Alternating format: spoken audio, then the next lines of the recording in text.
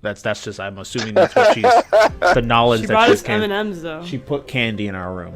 Like, She's trying to seduce you to fail with sweets. Hey, little children, fail your podcast. Very accurate.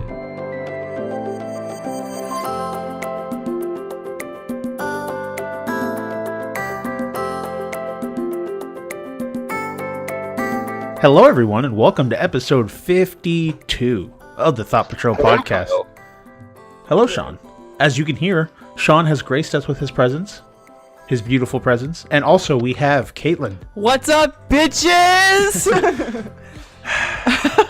Just screaming into the mic whenever she gets the opportunity. Yep. So, Caitlyn's new name is Gangstar, just so you guys know. Gangstar. That sounds right. awesome. You sound like an anime villain. I am. Gangstar. Watch out, guys, it's Gangstar. And you come up twirling your mustache and laughing maniacally. I don't have a I mustache. see you stepped into my trap. You trying to say I have a the mustache? Yeah, dude. I don't have a mustache. Yeah, you do. It's peach fuzz. And I shave it.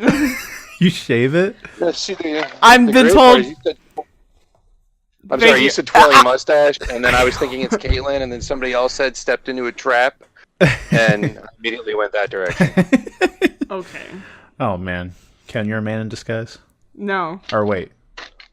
Yeah, I said that right. I was confused myself.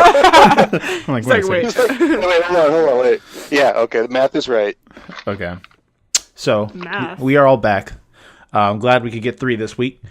We have a normal episode for you guys that hopefully isn't filled with technical issues and lasts Lies long. and subterfuge. We don't have Exactly. normal episodes. Exactly. Yeah, I don't know what the fuck happened last week. We recorded it using a different style. We have remedied that issue, and we're back to recording the way we did before. Because fuck that other way, because it completely screwed up the audio. So hopefully we're all good this week. If you listened to that episode, kudos to you, because I found it hard. But then again, I am a audiophile piece of shit. So Amen to that. fuck you. Hey, if someone's gonna listen. Amen to finding it hard. If someone's going to listen to you for 2 hours, you might as well make sure they have a pleasurable experience doing so, right? And our voices aren't always enough. It needs to sound good on top of that, and we try our best here. Eventually, we're going to do a full overhaul of all our audio equipment, but as of right now, I'm poor, Caitlyn's poor, Shawn's poor. Not going to I happen. got a dog to feed, you know. I buy Hey, all I his work food. hard to be this destitute, goddammit. Exactly. At least you what's the word I was going to say? Fuck, I forgot it. Whatever. You're All right. such a bitch. That's what you were going to say. Words So- are hard. Weeks. Weeks. How have we all been? Shawn, we haven't heard from you in a while. We'll start with you. How's your week been, bro? Prepping for MegaCon next week. Dope. Sounds I like gotta it's go going to be a see blast. Jeff Goldblum and some voice artists, and John Cena's going to be there. So yes, I am planning on walking behind John Cena and playing his theme song. Wait, why Nice. is John Cena there? I wonder if he gets tired of it. What? Oh, 'Cause he it's fucking he MegaCon. said he's tired of it. He said he's tired of it like many, many times, which is the entire reason why I'm going to walk behind him and play the song and Nice. maybe get escorted out. In local news, fan gets decked by John Cena. Just shows a picture of Gets Shawn's like bruised, bloody autographed face. Yeah. after. Yeah. Yeah.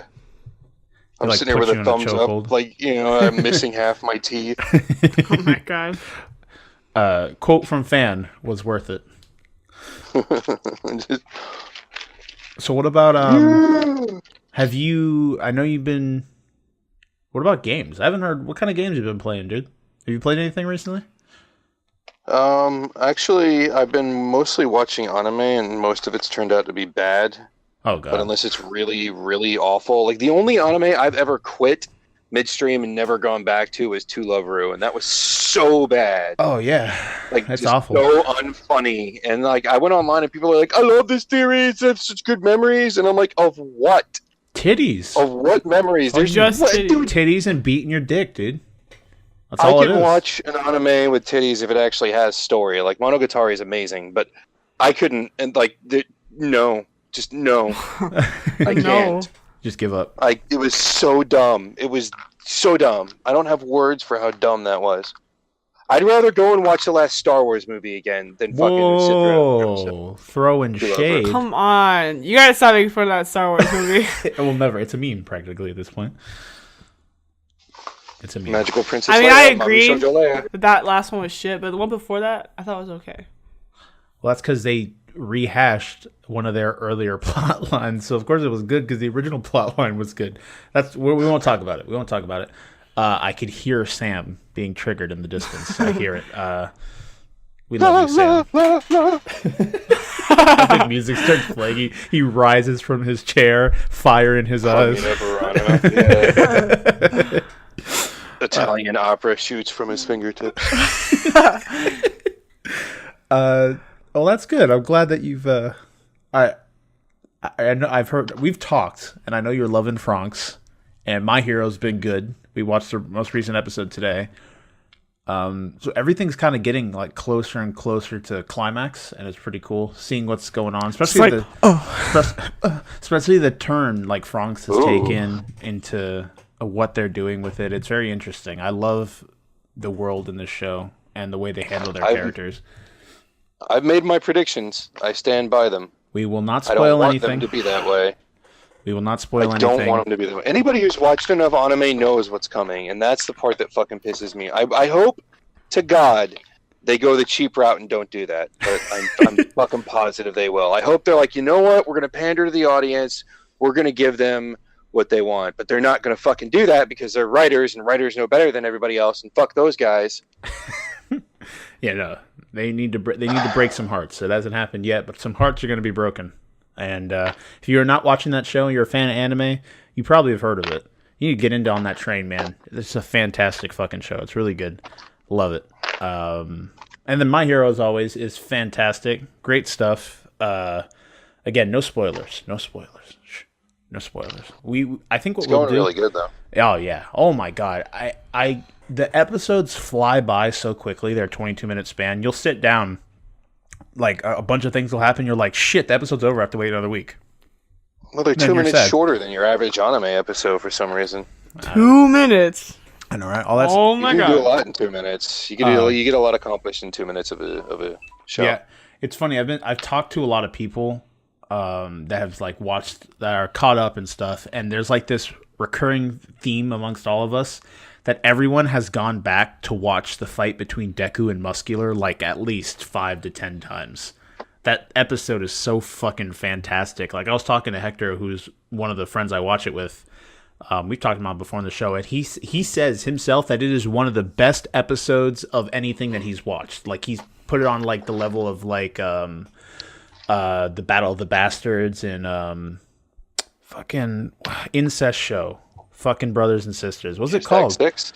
No. Actual TV. Actual TV. Oh, I don't watch Characters TV. die all the time. HBO. Oh, Game of Thrones. Game right? of Thrones. Oh. Yeah, because he like put it on the level of like Battle of the Bastards, which is supposedly one of the best episodes of that show because it's like super badass. And he fucking adores My Hero. That episode, Caitlyn has seen me. I've watched that episode, that fight in particular, so many times because it's so well done and well presented, and just the amount of emotion that's broiling at that point from everything going on and seeing this character we've grown to love take some of his first steps into becoming what he wants to be. Just absolutely fantastic fucking stuff. And it's awesome. And if you're not on the My Hero train either, the fuck you doing? What are you doing with your life? What are you doing with your life? Get on it, man. Come on, get on it. What's wrong with you people? Exactly. Yeah, I think I don't think that. I think the only reason, I think this is the reason why My Hero sticks out so much, is because every character has a separate motivation. Every character's motivation is detailed, and every character gets time to grow. And they all have a small story. And like, if you take, and I'm like 1,000% Sword Art fan, and I know that's big popular to hate Sword Art now, but all of you fucking suck. Sorry? But there's a lot about Sword Art that Excuse people don't recognize. But one of the problems with Sword Art is they don't give all of the characters motivations. They're just there because reasons. They do stuff, for survival, but outside of that, like, they're just fun characters. And there's only a handful of them that gain any amount of depth. You get details, one guy's girl crazy, this, that. But that's all you get. They're great characters, but they don't. Well, no, they're good characters. Most of them. Some of them are better, but they don't ascend to greatness because you don't you don't know about their family, you don't know where they come from, you don't know what they care about. All you know is that they're good friends and they have good lines and they have fun scenes, and that works for that show. But this show gets elevated because everyone has a reason for doing what they're doing, and all of their behavior is different from one another because of that reason. And it's the same with the villains. Every single one of those villains isn't just unique because their powers are stupid, like Teeth Man and shit. Like, they have specific motivations. Even if they just give you a tiny little bit, it gives them a lot more depth and character. And when you have all of those characters moving on their own separate paths and the author taking the time to only insert stuff that has a reason to be there, it makes a better show. I think that's why Hunter x Hunter worked the way it did, and other shows of that caliber. Yeah, I would also agree. It is nice that it's not just a corny villain that exists to be a villain, but you get the idea behind their motives. So some of them you can't help to root for, or you can't help but to root for.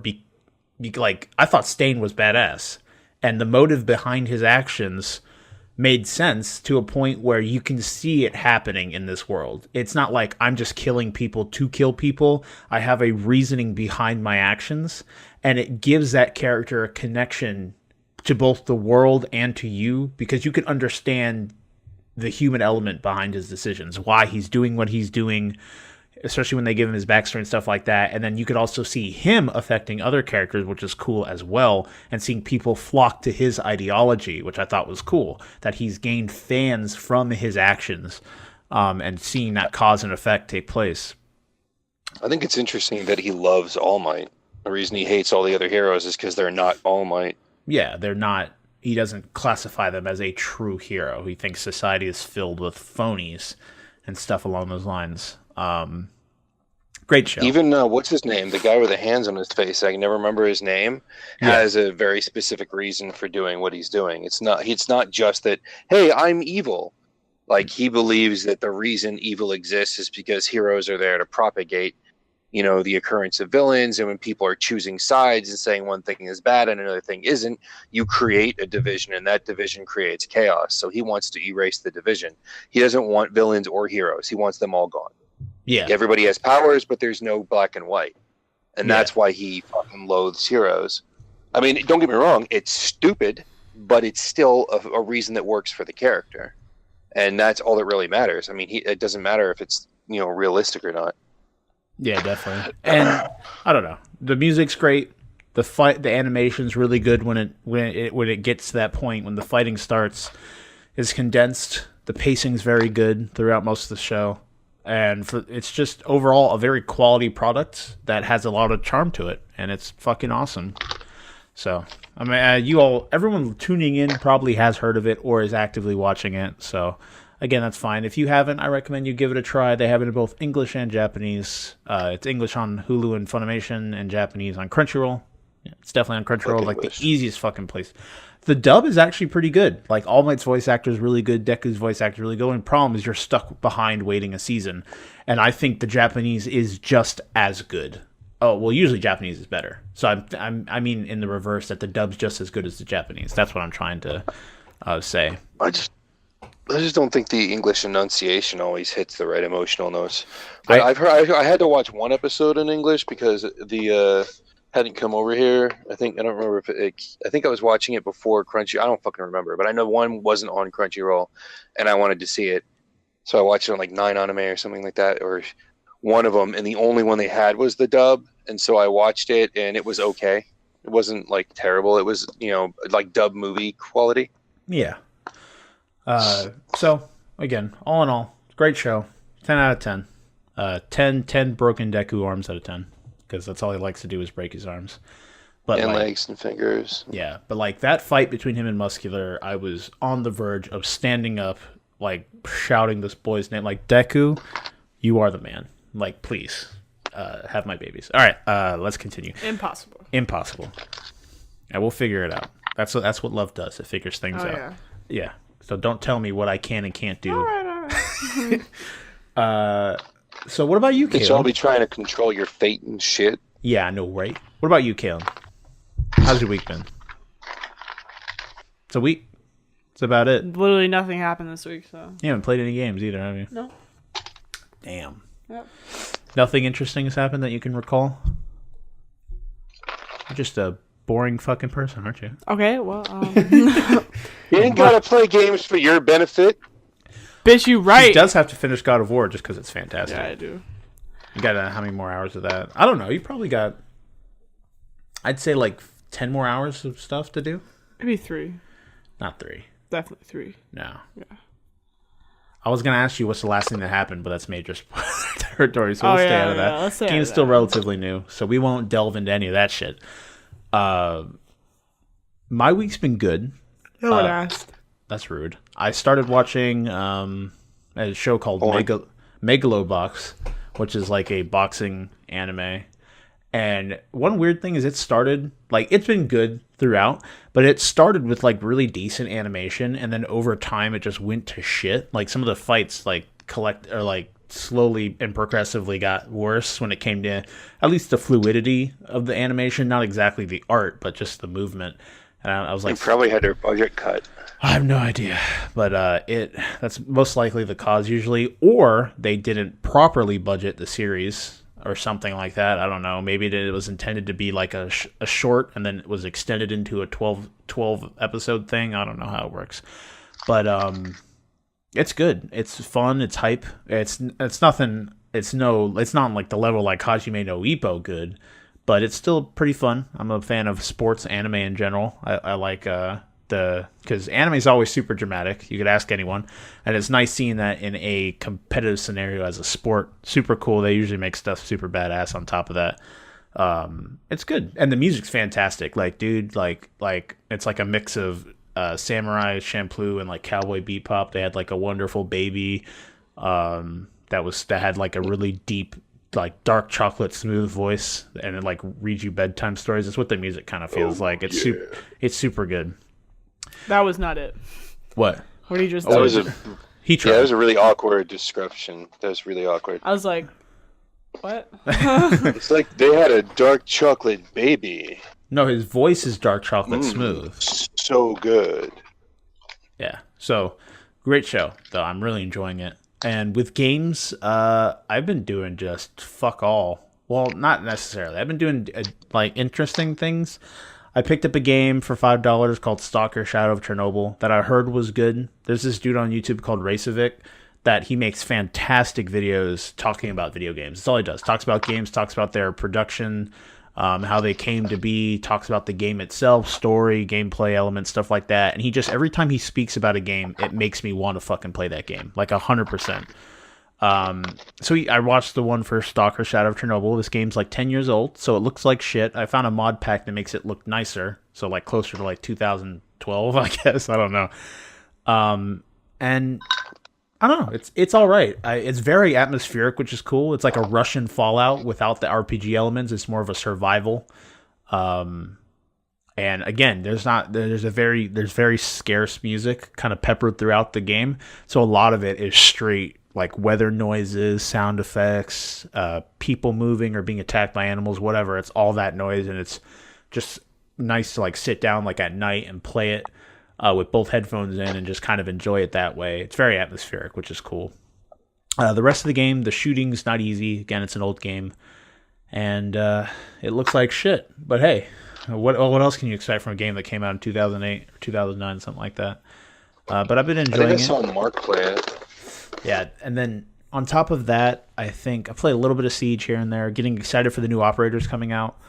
The Italian operators, I think, which is within a few weeks or a week, around that time.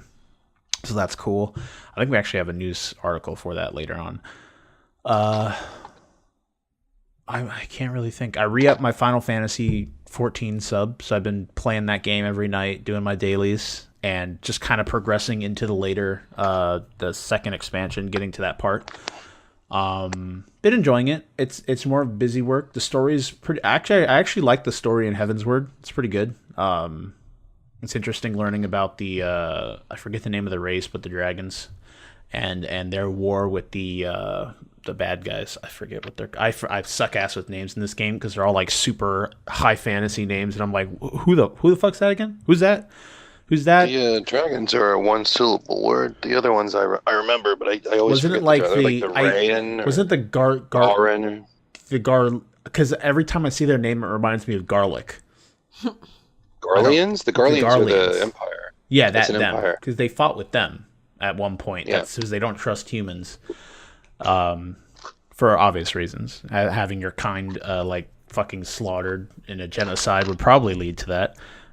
But again, it's more busy work at this point. But the story's nice, adding on top of it, kind of learning more about the world. The music's really good in Heaven's Word too in some of the areas. I'm just leveling up my shit.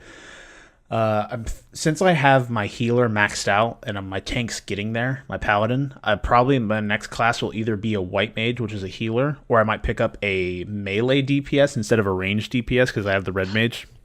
So I might pick up like a lancer. I don't want to pick up ninja because we have so many ninjas already within our group of friends. So I might pick up a lancer and try them out. I think it's cool. I think some of the moves I've seen them like perform in dungeons look cool. With them like jumping around in the air and shit like that looks pretty badass. So I might. They become dragoons. They have I think they are able to do the single most amount of damage in one hit. Although ninjas have the highest DPS over a sustained period. Yeah. So like the lancers are great for saving up heavy attacks to knock out bosses and shit. Sounds good. It's got me excited just thinking about it. But yeah, just kind of been dabbling in games here and there. Nothing that I'm too dedicated to right now. Just been playing whatever's there, and just enjoying what I play. I don't know. I'm actually kind of getting excited. I don't know. It's really hard, but Monster Hunter World's coming in August to PC, and I don't know if I'm going to pick that up or not. I don't know. So yeah, I've been enjoying Final Fantasy. It's been pretty good. And that's about been my week. Not really much else to it. The next thing we got that's big that's coming out is Detroit, and I don't even know if I'm going to pick that up. Caitlyn, didn't you say you wanted to play it? Yes. Didn't you say you were going to buy it? I remember us talking about you buying a game at one point. I don't remember that at all. Oh, I don't know, because I don't want to play it. So if you want to play it, you have to figure something out. Maybe borrow it from somebody or buy it yourself. I'm not really... It's like a game that I'd rather... I will be buying it. It's rather a game I'd rather watch someone play, because there's not... Besides the interactivity and like button presses, there's not really that much, because it's just a interactive movie practically at that point. Can't fuck you. So, but yeah, been super getting more and more excited as we get closer to Spider-Man, and that's pretty much it. I'm excited for Code Vein whenever the fuck that comes out, that anime Dark Souls game, and stuff like that. But besides that, not much. So I'm glad you both can join me. All you out there tuning in, we appreciate you dropping by and listening to us ramble about shit for 2 hours. We really appreciate it. Before we get into the rest of our show, we're going to talk about some housekeeping real quick. We got some clerical shit to go through. We do, in fact, have a Discord. If you guys want to stop by, say hi to the host and some of the other members of the community, you can drop by over there. We also have... Man, I keep doing that. I do that every week. I'm supposed to talk about comments, but I fucking say we have comments. But that's not what... I don't know. My mind rambles. So we have... You can leave comments. If you hear something during this video, one of the ways you can help us out just on YouTube, because it's just a fucking wasteland of where YouTube channels go to die and stuff like that.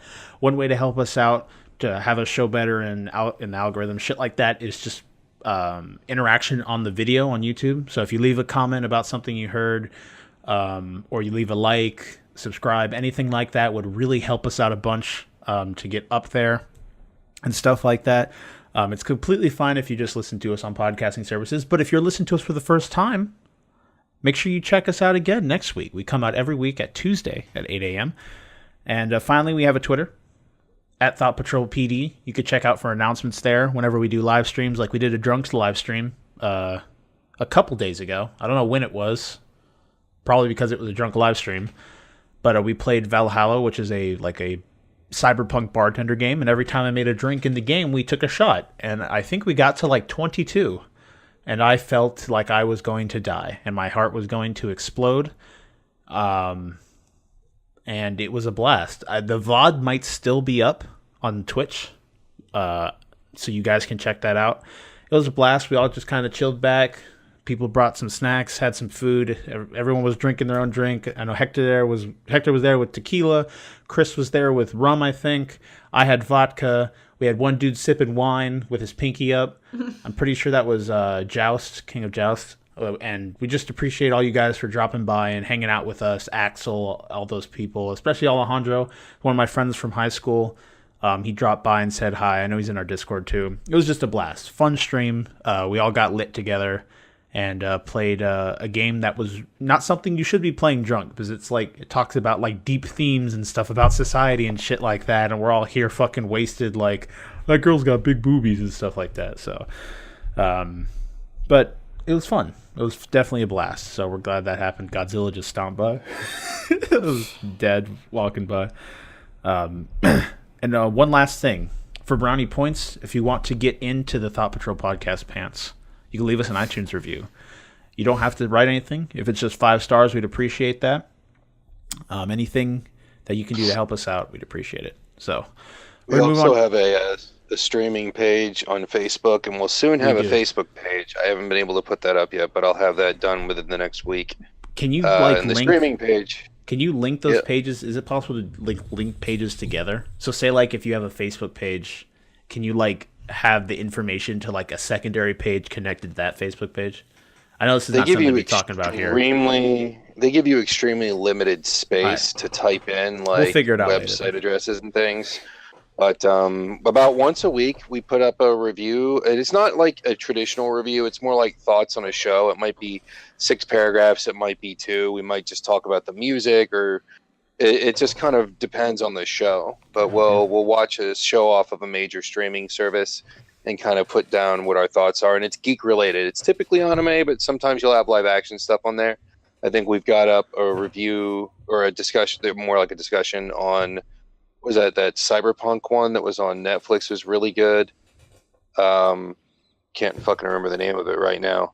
And then also that shitty Luc Besson movie that came out like 2 years ago with Cara Delevingne in it, which is the only reason I even remember that movie, because she's fucking amazing. I'm glad you enjoy her. Dude, who would not enjoy her? She's fucking perfect. All right. Yeah, definitely. Sometime after this or within the week before Tuesday, definitely, when it goes up, you need to remind me so I could link it in the description, because we have all of this shit we talked about will be in the description of any episode, any video you see. You'll find all of it there on YouTube, podcasting services, anything. You'll find all those links down there. It's all the ways you can connect with us and stuff like that. So with that out of the way, we're going to move on to our mailbag segment. We do have a question this week from our good old faithful Sam. Drop another question. Sam Wise. Ken, do you want to read this question? Oh, Yes, Mr. Photo. You got this. Into the mic, please. Dear Thought Patrol, greetings and salutations. I hope this letter finds you all well and in good spirits. My inquiry is that of the indie spirit. I recently discovered some amazing indie worship music that really brought me back into that subgenre with a renewed love that will probably never waver again. At least that is my hope. Anyway, I wanted to ask you all, what indie industry or media do you find refreshing in an unironic way? Is it music? Games? Films? Clothes? Male-enhanced supplements? Please let me know your answers forthwith and honestly. Sincerely, yours truly, with love, Jaboy, Samuel. You're not gonna read. Didn't he have like a full name? Samuel Alexander Harris III. Yeah, I was gonna say the same thing. I don't know if I'd take something that was like an off-market male supplement. I don't know about that. Like, I produced it independently. It was me and my 2 buddies when we were out in the woods one time. We found this fungus. It works amazing. Your wood never goes away. Wow. I've got one right now and I'm driving a cab. I can't imagine the social awkwardness that would lead to if you just had a constant, never leaving erection. You would not be able. That's why they made long shirts. You would never be able to do anything, like whatsoever. What happened? I'm just laughing at Kyle's lack of comment to that. Like, I ain't saying shit. Anything I say will incriminate me. Well, I didn't kind of hear it entirely because Mama Thought Patrol walked in, as she always does, almost making it a habit to ruin our show because she wants us to fail. That's just, I'm assuming that's what the knowledge She that brought she's us M&M's though. She put candy in our room. Like, She's trying to seduce you to fail with sweets. Hey, little children, here's your podcast. Very accurate. Very, I very. think that's what she sounds like too. I don't know. Shawn I does don't the think voice he's ever acting. heard a voice. Yeah. Shawn does the voice acting for our mother. Exactly. Yeah, we never knew it.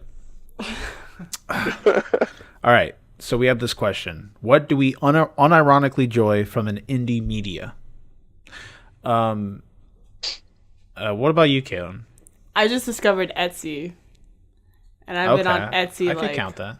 Like that's like clothing and like it's not really clothing. Like I always been like a big jewelry person, but like the job I work won't let me wear a lot of jewelry, and it makes me really sad. But I was looking through like, what are you laughing at? I don't know. Just that whole sentence evolved. I don't Like, understand. Caitlyn's sad. That's hilarious. Exactly. But I was on I was looking through it and I'm like, oh my god, there's so much handmade like jewelry and all this like cool stuff. So And on top of that, you get to support someone Like- that's not a big boy company. yeah, someone that's and this I just bought something off I just bought like this ring or something. And it was from this girl, and she like has her whole story or something. She has like her whole story on her Etsy page, and she was basically saying that her husband was laid off a few years ago, and that was their only source of income, and she didn't know what she was gonna do, so she just followed her dream and started making jewelry and like opened her own Etsy shop, and that's their main source of income now. And she's so happy that she can carry out her dream and making all this money doing it. Yeah. I thought that was so sweet. It's like, oh. Aw. And I bought her jewelry. It's like, Here, you're take welcome, my bitch. money. You're welcome, bitch. I got you. So, that's my answer. All right, that counts. I'll take it. I know everyone here knows my deep infatuation with indie games. I love them to death. And I like it because one thing with indie games that you see, you'll always see come to light is that if there's ever something that we're missing from the AAA experience, from the AAA market, from the AAA rotation of video games, you will almost always see it come up in indie.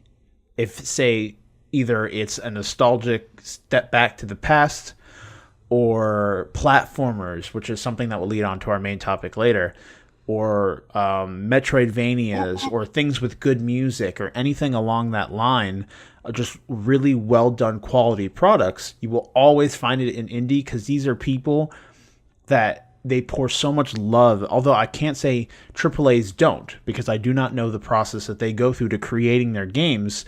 But a lot of times, if you look at games like Assassin's Creed or stuff like that, you have teams of 50 to 100 people working on making one video game, compared to a team of 5 or even a team of like 1 making a single game and pouring their every ounce of their soul into creating this product to the point where it permeates as you play it. You could just tell that there's love built into this game. And just seeing their thought process or how they go about making the games. We also talked about in our Who Are We, I think it was the Who Are We episode, where we explained ourselves as people and stuff like that, I'm such a fan of that connection that one can make between you and the video game and the artist. And I see it so often in indie games because there's so much love put into them. Again, I'm repeating myself here, but I'm a huge fan of indie games because on top of the fact, if you ever, because we see it now, we have issues with AAA titles, and even to the point where some people were at the time of saying single-player games are dead. Single-player games, there's nothing to it, everything's multiplayer now, and all that stuff, and then we'll see that love revitalized as we did with like God of War and things like that. But I find it, again, this is all stuff I've said before, but I find it so difficult to believe in that statement because we have stuff like indie titles. And anytime you see a dip in either quality in one area or another of a AAA, you can almost always find that in the indie market. Because there's so many people out there that are just trying to make a name for themselves and working at pouring, again, everything they have into this one title to try and make it big. It's just something about that feels special to me, and I love that. So I don't know about indie music. I find it so difficult to categorize music. Like, I never know, like, what's this called? Like, is this EDM or is this vocal Well, indie's not a genre, man. Indie just means it's not on a major record label, so it's on an independent label. A lot of times you'll hear it referred to as underground music. A lot of your local bands, like anything considered a local band, is indie. If they're self-releasing or if they're being published under a minor label, you know, somebody who's got like 3 acts that they're printing and pressing and all that shit for, like, that's an independent band. That's indie. Like, I know Caitlyn has supported bands like that before, right? Because I remember you bought an album, right? And then it came and it was like handwritten by the band. Yeah, like my address was and my name is like all handwritten on them. Because you found them like on Facebook, right, or something like that. It was something along those lines. Something like that, yeah. I love listening to indie bands for that reason. It's not like I wouldn't say like bigger bands don't care. Well, yeah, it's that connection isn't there because of the just sheer volume difference. Right. Which is you can kind of see the same with indie games. Like when the Witcher 3 came out, it was before CD Projekt Red was as big as they were now. And I don't remember exactly what it was, but if you bought like the day one game, it came with all this shit, and they're like had these. I don't know if they were handwritten, but I thought they were. In my mind, I feel like they were. They're like handwritten notes, like thanking you for playing our game. And you wouldn't see that. Well, you can print out a handwritten note. Well, yeah, you wouldn't see that, but the fact that they go that extra mile to make that connection with the person consuming their media, like what? That pet company. Pet company that we buy Bruce's food Chewy. From. Chewy, yes.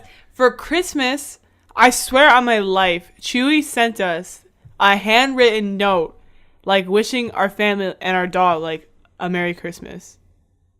And I swear on my life, it was handwritten. Because you know, like if something's written like pen or pencil, and you put it up to the light, you can see like kind of like an indent where it is. Yeah. I swear that was handwritten. And Chewy's like a big company too. It was crazy. Well, they probably pay him like 30, or not paying. Probably have like 30 interns, like, right, boy, right, cracking the whip. But that's not that counts.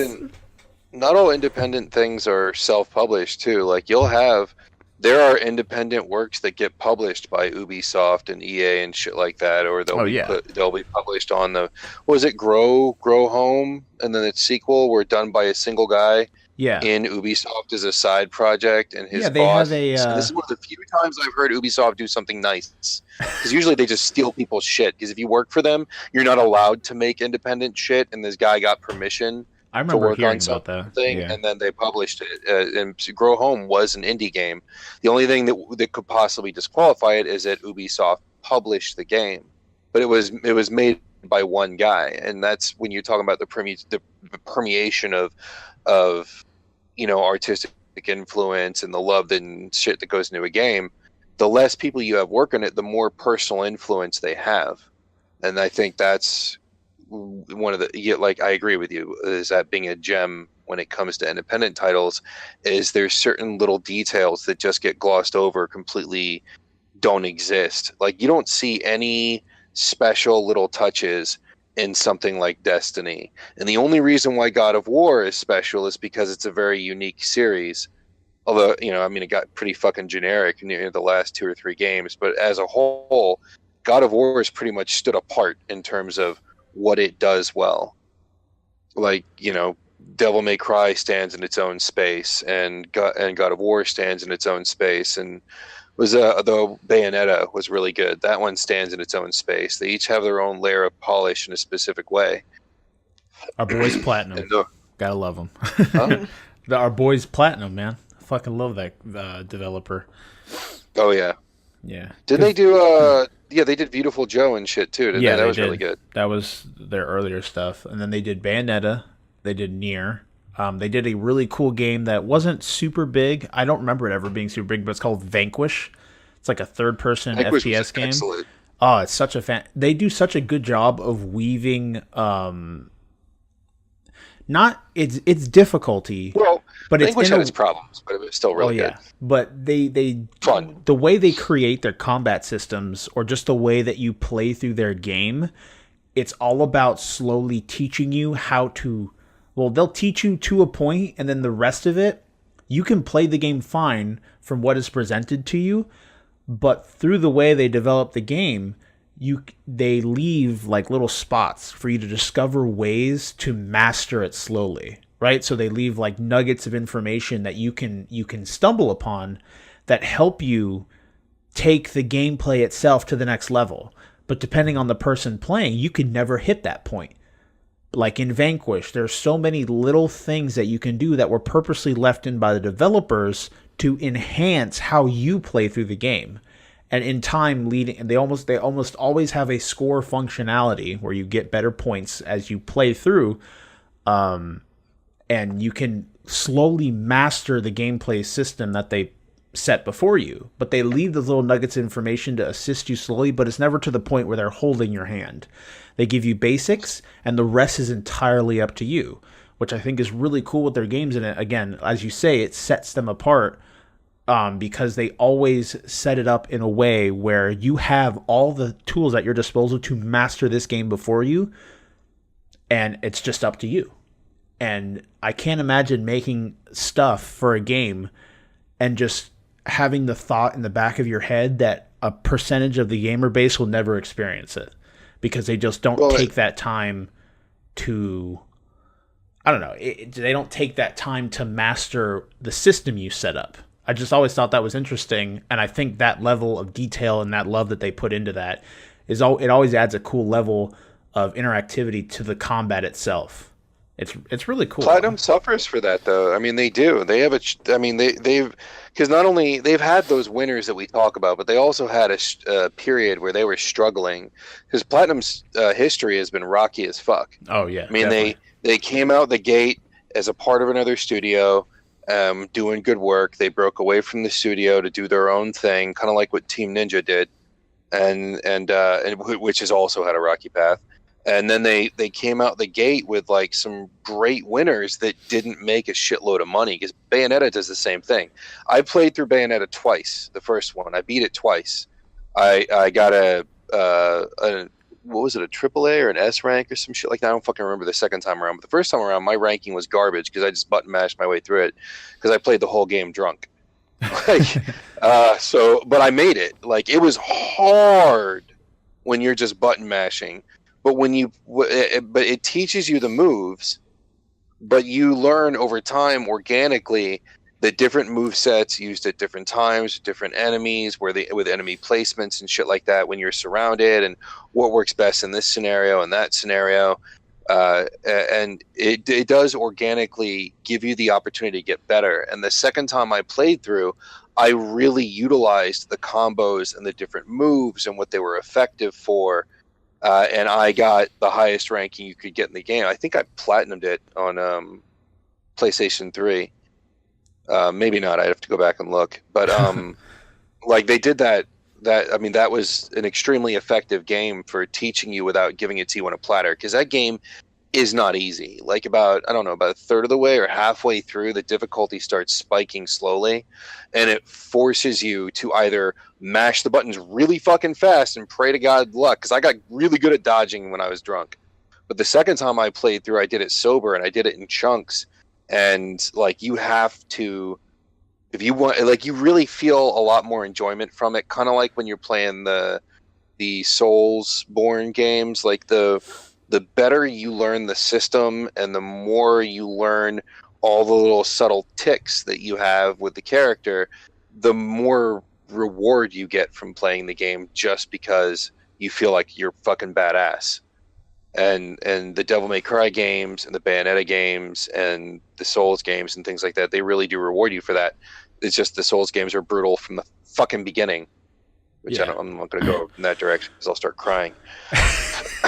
But again, like, the back to the indie games, you're much more likely to get more of that attention to detail and and designers who are considering the player first before they're thinking of their bottom dollar. They're not putting in something, oh shit, this is going to make money, let's put that in there. It's like, what do I like? What do I want to play? You know, and that's also back to a conversation we had almost exactly a year ago. That's also where you're seeing a lot more games come out now that are changing, or I should say creating new landscapes for gaming that are broadening the horizons of gaming, where you're getting femme-centric games, you're getting much more inclusive games, you're getting more options for people to choose from because people are tired of getting the same 17 or 18 games from the AAA developers, and they want something that speaks to them. So they went and learned how to program, or they fucking borrowed a halfway decent computer and got a couple of free training programs and did their thing, and now they're popping out $5-10 releases on PSN and the Apple market, you know? Yeah, and it's cool because the way our gaming market, everything's set up, is it allows for those people to do incredibly well as long as they, although it is possible to easily spend your time making something and have it not gain any traction whatsoever, but if the thing you're designing is truly special and unique in its own way, and it has that personalized touch, which I think was important, because one thing you can feel the lack of in some AAA is, like you were saying, that personalized touch. You have so many people working on the same thing, so many ideas in play, so many hands in the cookie jar. You don't feel that it was personalized. It wasn't like all set down and done by one person. Yeah, one person looked at the work of 100 people and made sure it was all okay, but you don't feel that one person went through and made either all these assets or spent the time putting these details here. And games don't have to be pretty. They don't have to be super like immersive to have that personalized touch. Like if you look at something like Undertale, and although it's gained its stigma because its fan base was cancerous, as some people say, it was from what I played and enjoyed, it was a fantastic game. It did something new. It was a deconstruction of typical RPG things that you'd see, turn-based RPG elements, and it had something to say about both the type of game and just people in general. It had something to say about gamers as a whole, and it had cool things. And again, it had that personalized touch. You feel that there was a overarching theme across the entire game that all felt like it led back to it being done by the same person. Because I think it was only 1 to 2 people that did that game, that made that game. It was Toby something, and then someone else, I think he actually did all of it. I think he did the music and the entire game, the writing, all that stuff like that. And it gained a lot of traction because it was a good, unique product and stuff like that. So, Caitlyn, you have anything else to add to this? But you kind of agree with the personality, that or personal touch. I think that's cool too. Yeah. Like the fact that someone has or acknowledged your support for something is always cool. That's why it's also like for some of the podcasts, some of the YouTube channels I watch, they only have like a couple hundred subscribers. You leave a comment asking about something, and then you have like a full paragraph almost in response, because you see that person cares about growing and just connecting with their viewership and stuff like that, which is always super cool. And that touch you don't get when there's again such a overwhelming mass of people interacting with a product. It's just that personality loses its touch. So thanks for the question, Sam. We really appreciate it. Almost made it a goddamn main topic the amount of time we spent on it, but it was a good question. Didn't he ask what our favorite one was? Like if it was music or gaming or some shit like that? Because I don't really think we answered the question. He said, I wanted to ask you all, what indie industry or media do you find refreshing in an ironic way? Is it music, games, films, clothes, male-enhanced supplements? Please let me know your answers forthwith and honestly. I would say all of them. Yeah, just indie as a whole. That would be my answer. Yeah. I'll tell you, with games, absolutely. Kyle and I are already well-established fans of indie games. With music, I've always supported indie bands. Caitlyn obviously does as well. Yes, what I really like with indie... Hell yeah, dude. I go to small concerts all the time. What I think is a really good independent market is films, especially short films. Like you can go on YouTube and there's like hundreds of these really great short films and and a lot of not so great ones. But there are short films out there, like especially the horror ones. There's some short horror films that are better than 99% of the horror movies that have been released in the last 30 years, you know. That's one area where I constantly encourage people to go. Like if they want to watch some good stuff, and especially considering how busy we've all been with our lives and shit, you don't have the time. Like I'm pushing my schedule to get out a review a week for our the Streaming Geek thing, and I want to put more up, and I've got like 15 reviews half written for a whole bunch of shows that I've watched previously, but it's just, it takes me, and I mean, when you read the trash that I've been putting up there, you laugh, but it takes me about an hour or two to write out and then proof and then reproof and then go back and add in some shit and modify things before I post it up there. I go online, I got to find a promotional poster because, you know, I don't have to fucking worry about copyright shit when it's something that they're placing all over the fucking internet for promotion. What you can do is, like, depending on the streaming service, they always have a picture there. And that's for the most part always something that comes from the studio itself. So you could just, like, save that image. I don't know how big they are on the websites. I don't know if it would look That's good what or I bad. do. I just Google X, you know, whatever it is, and then I'm like, poster or promotional poster, and then I'll find one with the name on it. Usually if it's on Netflix or Hulu or whatever, I'll make sure that that's listed somewhere if they have one that's on there so people can see that too. And then I hashtag it so that when people are searching for stuff like that on Facebook or on Google, it's searchable. Yeah. And I all of my shit's being organic. I haven't paid for, because I don't really understand why. I'm not selling anything, so I don't really need to pay for boosts. I don't really care how many people read it. It's just something to keep my writing skills somewhat adequate. Yeah. Considering I'm not writing anything else right now. Plus, it's fun, but it's hard to keep up with it. And Kyle dumps so much effort into the podcast, and I haven't been helping at all because I'm a good friend. It's in all honesty, the way that we do everything, there wouldn't really be much of a way to help, sadly. I mean, a lot of it's just fucking being here. I appreciate that, because if it wasn't you, it'd just be me and Caitlyn every week. And I will get back to writing skits, I promise. It's after this, when MegaCon passes and all that's blown over, things are going to mellow out for me a little bit, and I'll get back to, I'm going to try and write some up, and then I'll just forward them all to you, and you can figure out when you want to use them. Okay. And on to other thing, because I'd say we're podcast centric, obviously. That's where I like most of our stuff to be. I just look over at Caitlyn. She's fucking picking her nose. Digging for fucking gold, man. Jesus. Yeah, you got some stuff. Might as well be British. But I also like one thing. I agree with you, especially with time, school, work, all this shit. Like trying to do the Let's Plays and shit like that, and with everyone's schedule being hectic as fuck, it's hard to get like Caitlyn or Antony over, or someone that could be there with me while we do it. But again, it's all a learning experience, and I'm so happy we decided to finally start doing something, because it was something that I've always had as a dream in my heart since like late middle school. I've always wanted to do something like this. Produce something that would leave a digital footprint somewhere, and even if it never gets anywhere big, like Sam has doomed us, even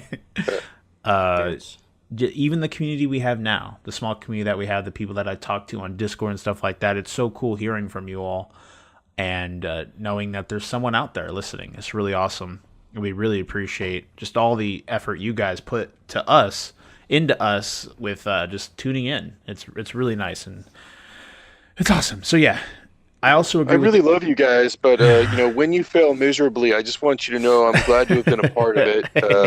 Fucking Sam. Again, love Sam. He's awesome.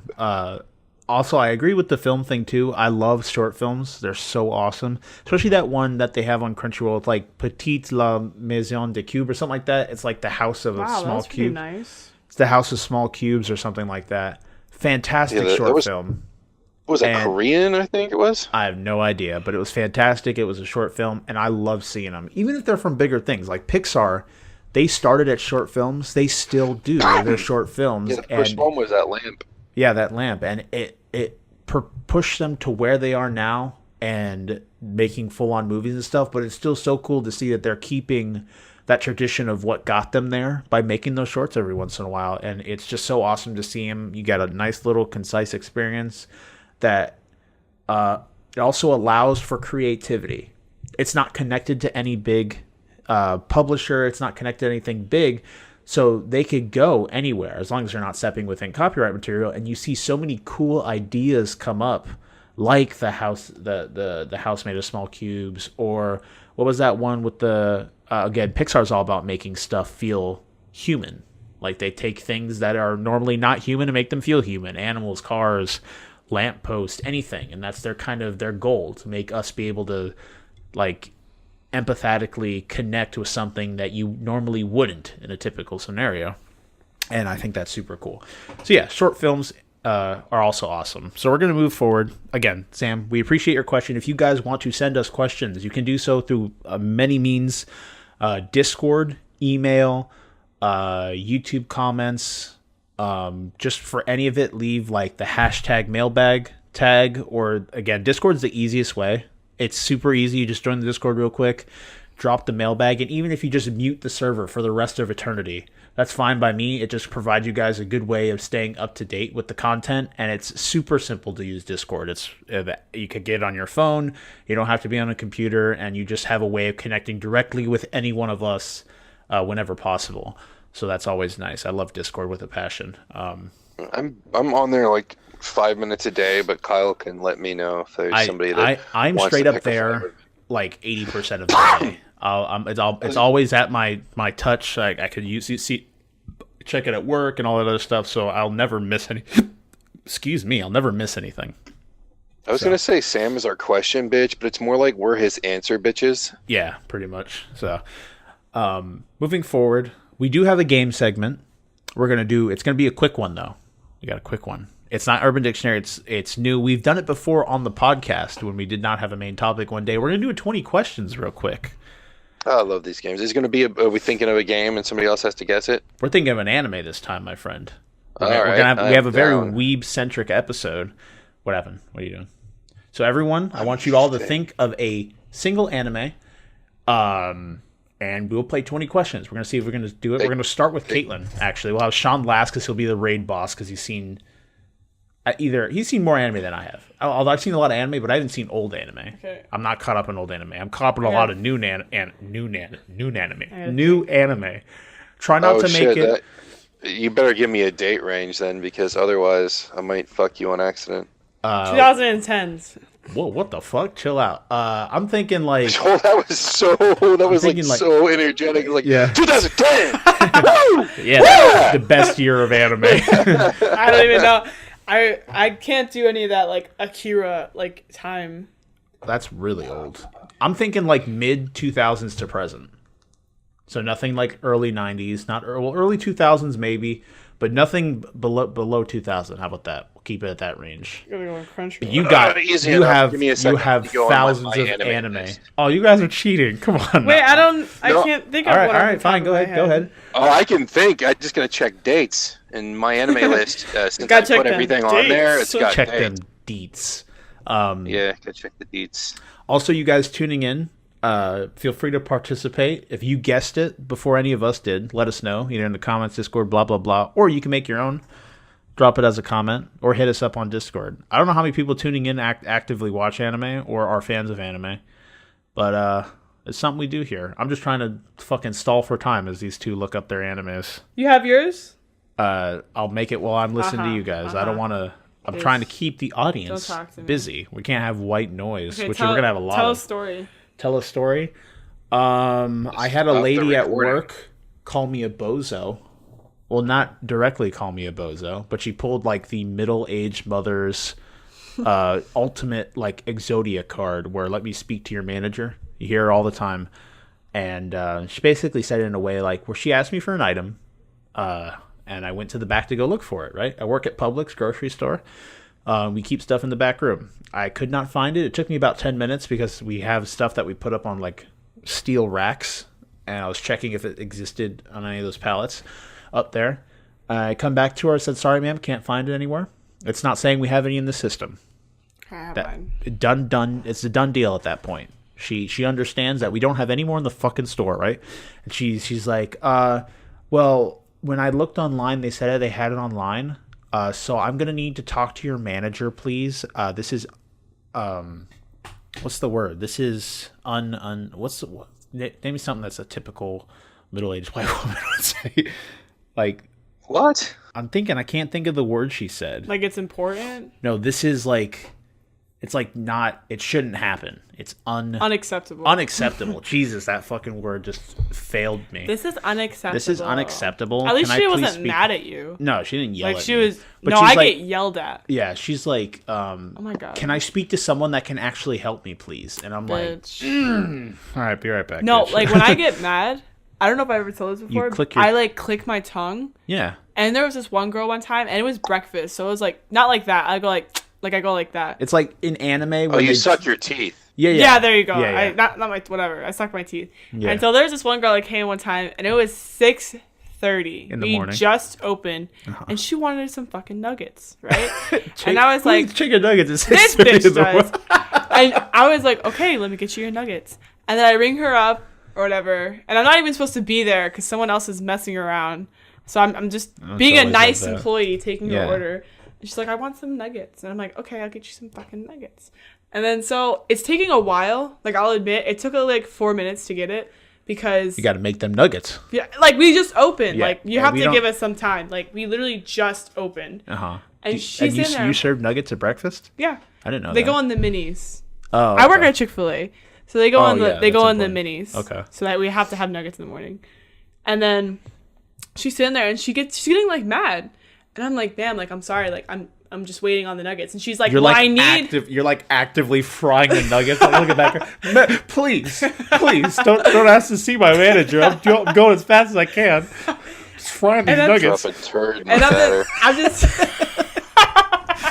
And then what you do is you God. punch it to like shift it in. I'm just kidding. I'm how you trying, waffle like, stop a and turd. people yell at like the team members, but we're not the ones like making the food. We're waiting on like the kitchen. So Yeah. I don't know why people are always yelling at us. Like we can't do anything Well, it's because about you're it. the closest one. Yeah, exactly. They can't. So she's sitting there. Jump She's over like, the counter and she's like, yell at the fryers. She's like, I have to leave. Not too close, please. It's like, I have to leave. I have I'm work like, in 10 minutes and I'm already late. I need you to make these goddamn nuggets. She's like, I know you opened at 6:30, but I had to be at work 5 minutes ago. Give me these fucking nuggets, please. So she's like yelling at me. She's like, I need these. I have to leave. Who and has I'm like, the energy in the morning? Not me. Not me. I was just so mad at her, and I couldn't do. I was gonna cry because I was getting so. And when I get mad, I cry. That's Like Caleb's defense that's just how I mechanism. am. Like I cry when I get Should've mad. told her that. Like you should have like a summon card, like summon Shawn. Like remember when Antony was talking about The Pokeball. having a summon Shawn A card, mini then I Shawn in a show up Pokeball. and just Oh yeah. tear someone apart. Like, I call oh you my back God. into the Pokeball. Yeah. And there's this other guy there, and he was just like staring at her, and he's like with the nastiest look on his face. He's Like another customer? Yeah, another customer. Yeah. It's like he didn't order nuggets, but he should have. So I almost clicked my teeth, and she would have gotten really mad at me then. Oh, yeah, because that's audible. That's like rolling your eyes practically. And it's getting so bad. I have to like stop myself from yeah. clicking my teeth because I'm just like Sucking your teeth. whatever. I'm just like I'm like Mix the shaking. two I'm like together. fuck. You like Okay. do the anime thing, or it was a meme from not Harry Potter, from Harry Potter. what's that kid show with the dude? He has like the yellow T-shirt. It was a meme when he was like clenching his fist. It's not Hey Arnold. What is it called? Oh yeah, it is Hey Arnold. it's not. Isn't it? It's not. Like the bear with the No, glasses. it's a baby and he's got his fist pumped. He's like No, It's like it's 14. It's the guy with no, the no, no. glasses. No. It was a cartoon for kids. I know what you're talking about. Yeah, though. it's like a bear with glasses, and he has a yellow shirt, but I don't forget the name of the show. I forgot. I didn't watch too much of it. I know what either. you're talking about. That was not definitely Hey Arnold. me. Hey Arnold's the kid with the football head. That was definitely me, though. It was Stewie before his time. They called him Football Head. Yeah, but he basically, it's like the cut is him like clenching his fist because he was pissed off at something. So that's just like Caitlyn. She's like doing like The whole an time. anime thing where it's like the leather noise. She's like clenching Like, her fist. Fury tears rolling down her face. Like Yeah. they hit the surface of something and it melts. Like, most of the time, like, we get good customers that come through, but there's always that one that just ruins your freaking day. Just like harasses you early in the morning. Literally, like, she was harassing me. is- And I'm like, what the hell do you... It's so they're fun. just nuggets, lady. Like, what do you want from me? I'm sorry. Here. This is fun. Next time that happens, give them the sweetest, most saccharine, most disgustingly Care Bear voice you can manage, and be absolutely polite to them and completely oblivious to every nasty thing they say. It's just going to make them more and more furious. And it's dude. No, it's so there's fun. a lot of people that do that. It's Like, so fun. one of my managers will name him Jasa. He's like my best friend at What? work. We'll name him Jasa. But he's like, We'll What name name him a is couple that? of random syllables together. Like, it's really close to we'll his name name. him Taka. We'll name him Boop. I'm sorry if that's your name and I just Watch offended your Star culture. Wars Please don't 2 hurt me. again. Those fucking aliens in Star Wars 2, those ant bug Anyway, things. as I was saying- not my prom dress. As I was saying. Oh my god. But Jasa, like, he is so... He's We're like my sticking with best that, aren't friend. we? Yeah. I don't know what else No. to say. Charlie, the fuck? What is that? Like his last, like a backwards name? Is his name Asij? No, Have but I cracked the code? the first half is right with the Stop last half. screaming at the fucking He microphone. is. He's Shawn. I He's have, coming to I have Discord. headphones on. Like, Well, I then can't take it tell how down. loud I am. Okay. Oh my god. But I've got my show, by the way. I have 2 shows. Yeah, I let me finish figured my out- story. But this guy... God, I Caitlyn thought time. he was there- Fucking I hell. thought it was over. I'm sorry. I'm not It was a done. long story. So back to It's like a Jasal. story and a sequel. And then... So Jasa was working, and you can see, like, I was about to cry, and he comes in, and he's like, he doesn't snap on her, but he does that thing where he's like super nice. Yeah. And I go to the back, and Kindness. I just cried. Okay. I was like, Jasa. My lord and savior. Okay, I have my show. Okay, we'll start with Caitlyn. Okay. I have to go to South Florida now to that place and just go, are you just saw? Are you just saw? Who's Jasa? Are you just saw? Which one of you motherfuckers is just saw? Because you wanted the story that I had to sit through for like 20 minutes. Bitch, I only talked to her for like Your 5 fucking seconds. What do you mean 30 minutes? Literally, we talked to her for like 5 seconds. I want you to get Jasal on the phone now. He's going to be our guest star on the podcast. Yeah. 30 minutes. What's up, my brother? I heard you go by Jasal. All right. So me and Shawn will alternate. I'll go first, then Shawn. We're going to ask you questions about this anime. Here you go. So they have to be yes or no questions, obviously. Is it an action show? Yes. Okay. Fuck. That's a good start. All right, your turn, Shawn. I'm going to keep track on my hands. Is this we got a 20. series? Like, is it more than one season, or is it like a one-shot? Like, is it a film or a series? Is it a series? It's a series, Is it yeah. Yeah, comprised it of... is. All right, that's Okay. 2. Okay. Is there any ecchi in this show? Like any booby stuff? No. Okay. Ooh, excuse me. Jeez. Jesus. All right, your turn, Shawn. Does it have supernatural elements? Yes. Ooh, okay. I know what it is. Wait, we can't guess. Let's give it 10 Wait, questions what? before we're allowed No, to guess. you don't. Wait. He's trying me. I already know it's one of 2 things. It's going to sharpen it up as we go, but I Yeah, already know it's one of 2 things. Does this show, is it like a shonen where it's like friends are the power that beats everything kind of thing? Is it a shonen? No. It's not a shonen. If this turns out to be a shonen, I'm going to be really mad. I don't know. Is there like a group of characters that all meet That's each too other? specific. Well, that's what a shonen is. It's the genre. Okay, say it again. Well, shonen is it's boy centric, so it's action, it's fights, it's teams. But they usually a lot fall of into times like friends are the awesome thing, or family is No, I everything, would you know, say that no. kind of shit. Okay, no, and it's an action show. Okay. We're on 6, I think. Your turn, Shawn. All right. Is there any romance elements to this anime? Yeah, Oh, there fuck. is. Yes. It's an action show with romance elements. I told you, I fucking know what it is. I'm at a loss for Shawn, words. fuck you. We've talked about it before. I guarantee it. Fuck. No, he doesn't know what it is. I'm thinking there's romance elements. It's an action show. Yeah. Uh-huh. And there's supernatural elements, right? Yeah. So it's like, okay. Is it more than one season? Yeah. Okay. So it's like a... Or that was a shitty question. Never mind. That was a shitty question. I should have asked You if it was wasted like a long-running show. All right, your turn, Shawn. Hold on a second. I'm trying to figure out how to phrase this. Try and like... Okay. All right. Does it involve tragedy at some point, either before the story starts or during the story, or something tragedy that strong, like significant tragedy that leads into the story? She's sitting there like laughing her ass She's off. like, yes, it does. Yes, it does. Okay, well, you keep trying to... Yeah, Shawn doesn't know what it is. Yeah, he does. Wait. Keep trying to refine it into your... Remember, we're trying to waste time Okay, so here. there's tragedy, Kyle. Okay, so there's tragedy. Keep trying to refine it into your answer. At 10 questions, I'll allow you to guess, and we'll see if it's right. But we only get... I'm trying to make the rules here. We only get 2 guesses. So if you fail the first time, we'll get a second one, and we'll do it every 10 questions. We'll do it that way. So So you don't have an idea? What? You don't have an idea? No fucking clue. Okay. Is the main character young? Is he young? Or is he like... Yeah.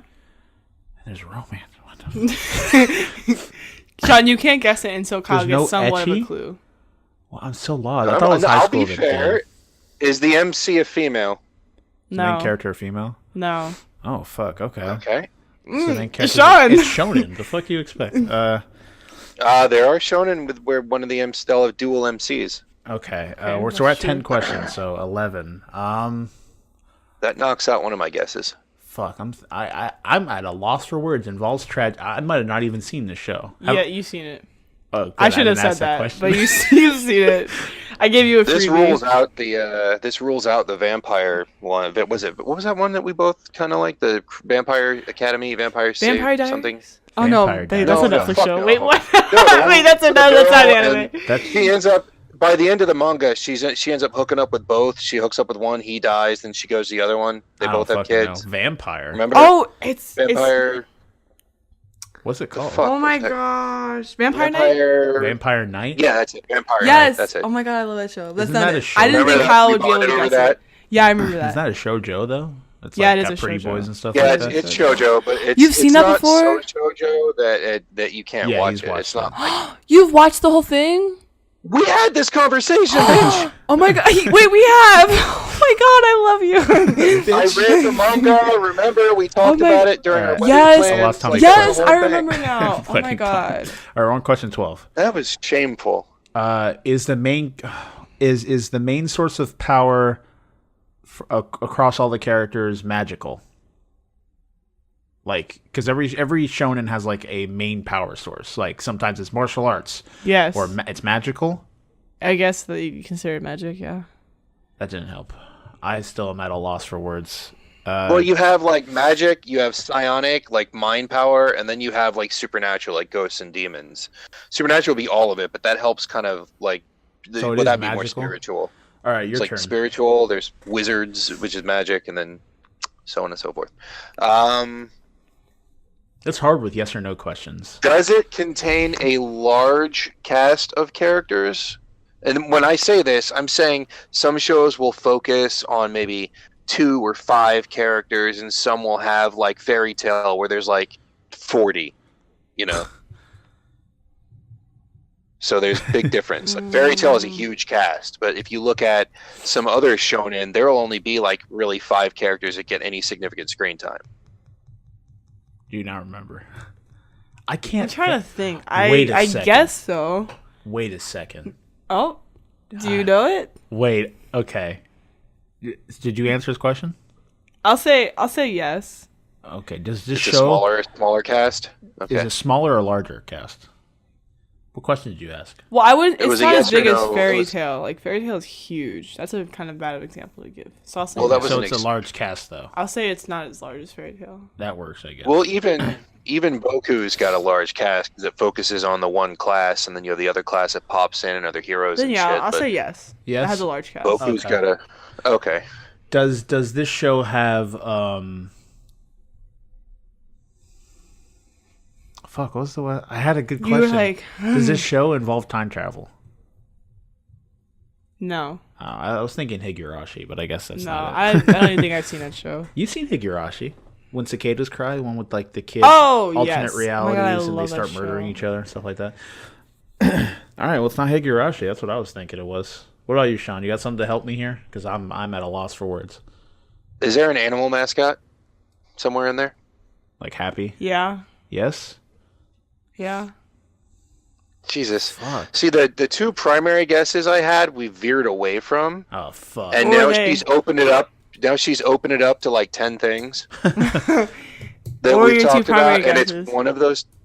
My primary guess is the first direction I would have leaned would have been Fairy Tale or Vampire Night, because those are the ones you've Okay. always spoke the highest of, That's and it's fine. neither of those. No. Fuck. Oh, There's an shit. animal there's- mascot. Bitch, I got you. It's not like a huge mascot, but it pops up. Yeah. Oh. Wait, no. I was gonna say Pokemon. Yeah, tragedy, magic. Tragedy's got me. I don't know. Does what question are we on? Like 17. Tragedy. Does this show go hardcore into a genre like ninjas or pirates or, ghost hunters or something like that? Like go hardcore into a genre? Like for instance, Yeah. One Piece is a pirate show. Yeah. Yeah. does. Okay. Yeah. So it's a big Tragedy. genre show. That's a big hint that you guys already asked. Tragedy. I can't think of anything. Tragedy. Like that's the Tragedy. biggest. It's an action show with tragedy that has supernatural elements. Yes. Come on, Kyle. You just With a described large the whole cast. Thing. Yeah.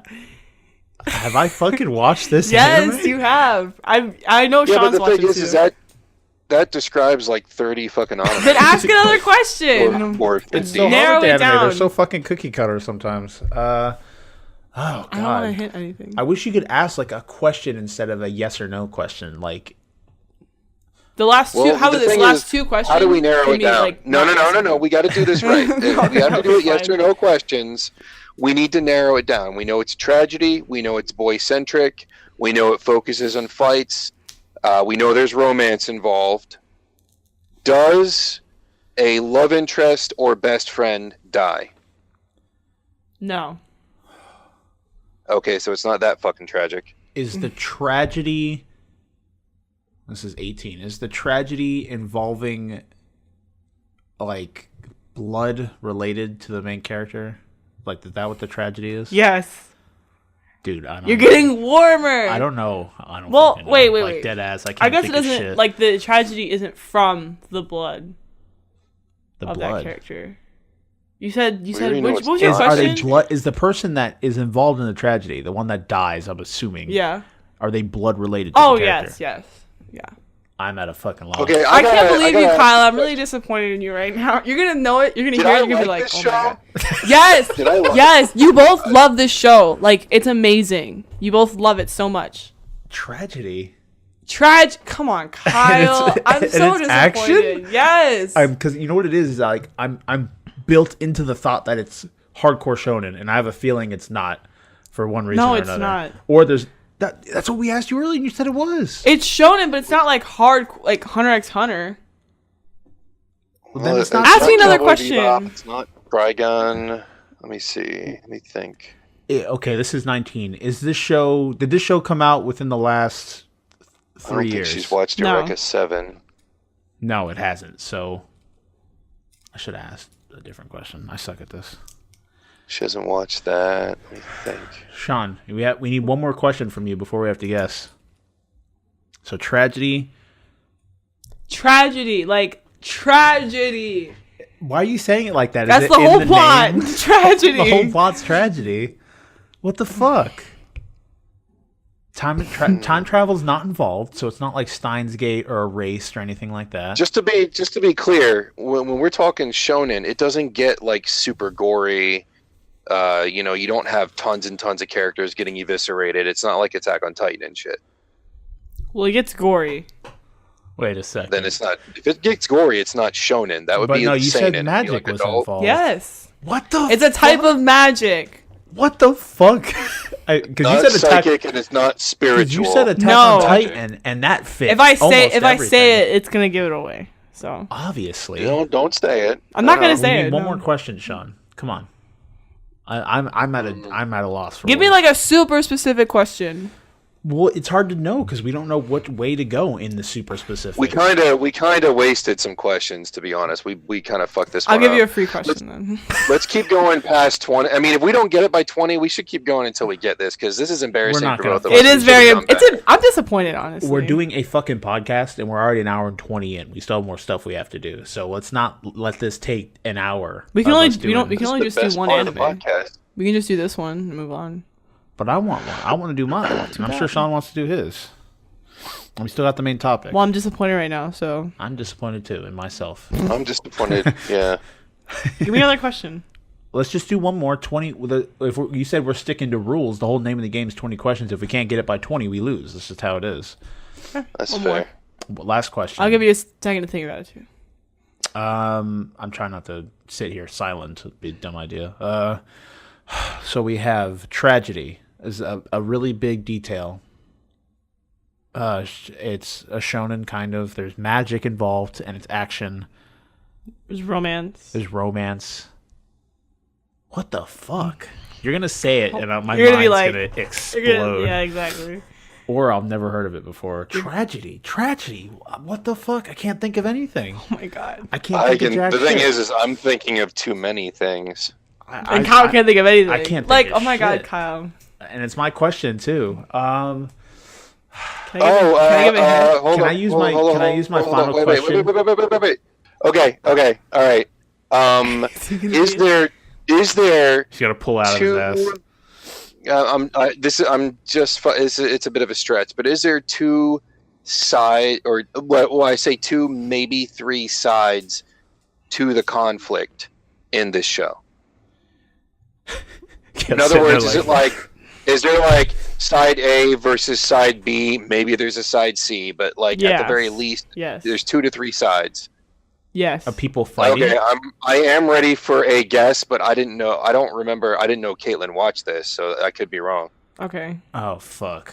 I wish you could just like explain the main character, or like describe the main character to me. That'd help a No, lot. don't. But that might give it away. well- So Okay, I'll give one like little detail that like you can only know if like you've watched the show like really in depth. I don't know if I've ever fucking seen it. but Okay, ready? Ready? Yeah, go ahead. Listen. Ready. Okay, he hates milk. Oh. Okay. All right. That really just gave it all away.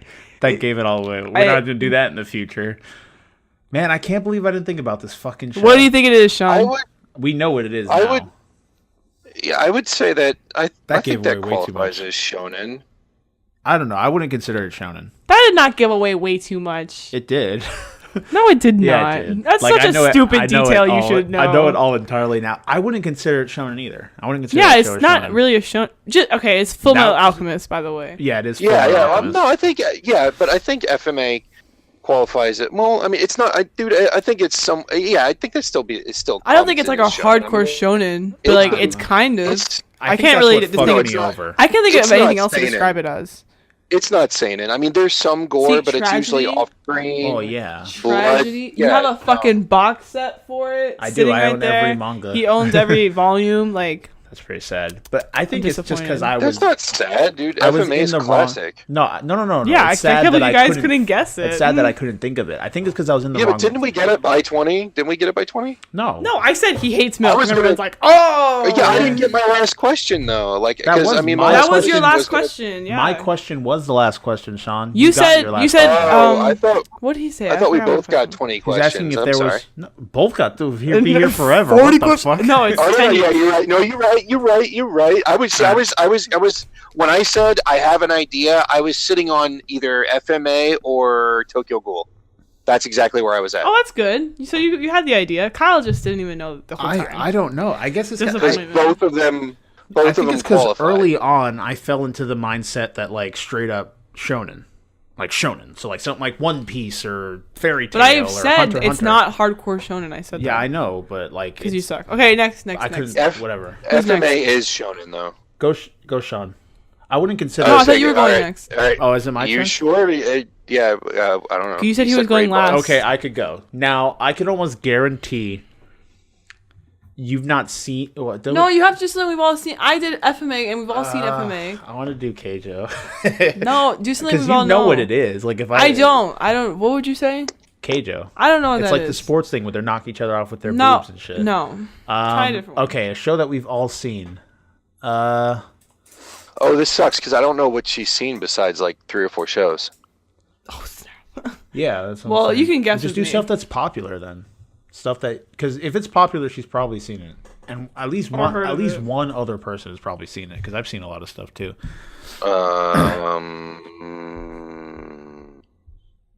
Okay. Fuck. God damn it. See, now... I think.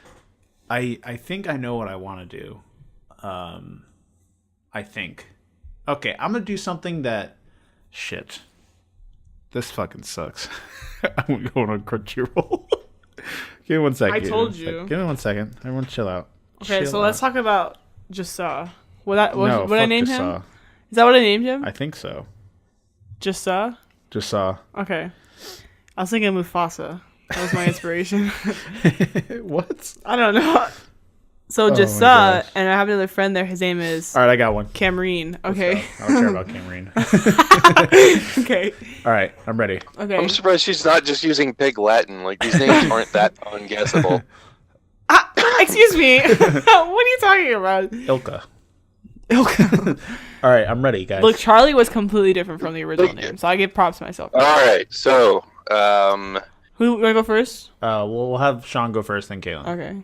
That sounds good. okay, does this show lean heavily into a genre such as pilots or ninjas or so on and so forth? Yes, it is defined by like you can define the show by like one word, and I'd give it away pretty much most of it entirely if I said the word. But it like Okay. it has like its own rules it sets up and all that stuff like that. Yeah. Your turn, Caitlyn. I have faith in you. Try not to just sit there silent. Is there magic? Yes, you can consider it magic. It's magic. I mean, it's not heavily magic, but the have to magic's take like notes. connected to items, kind of. Okay, so that's 2. That's 2. That rules out Bleach. That rules out like an assload of shit. Okay. Even if you haven't watched it personally, is- I guarantee you know about the show. Okay, Like you wait. shouldn't not know about this show. You said magic. And what was his question? There's magic and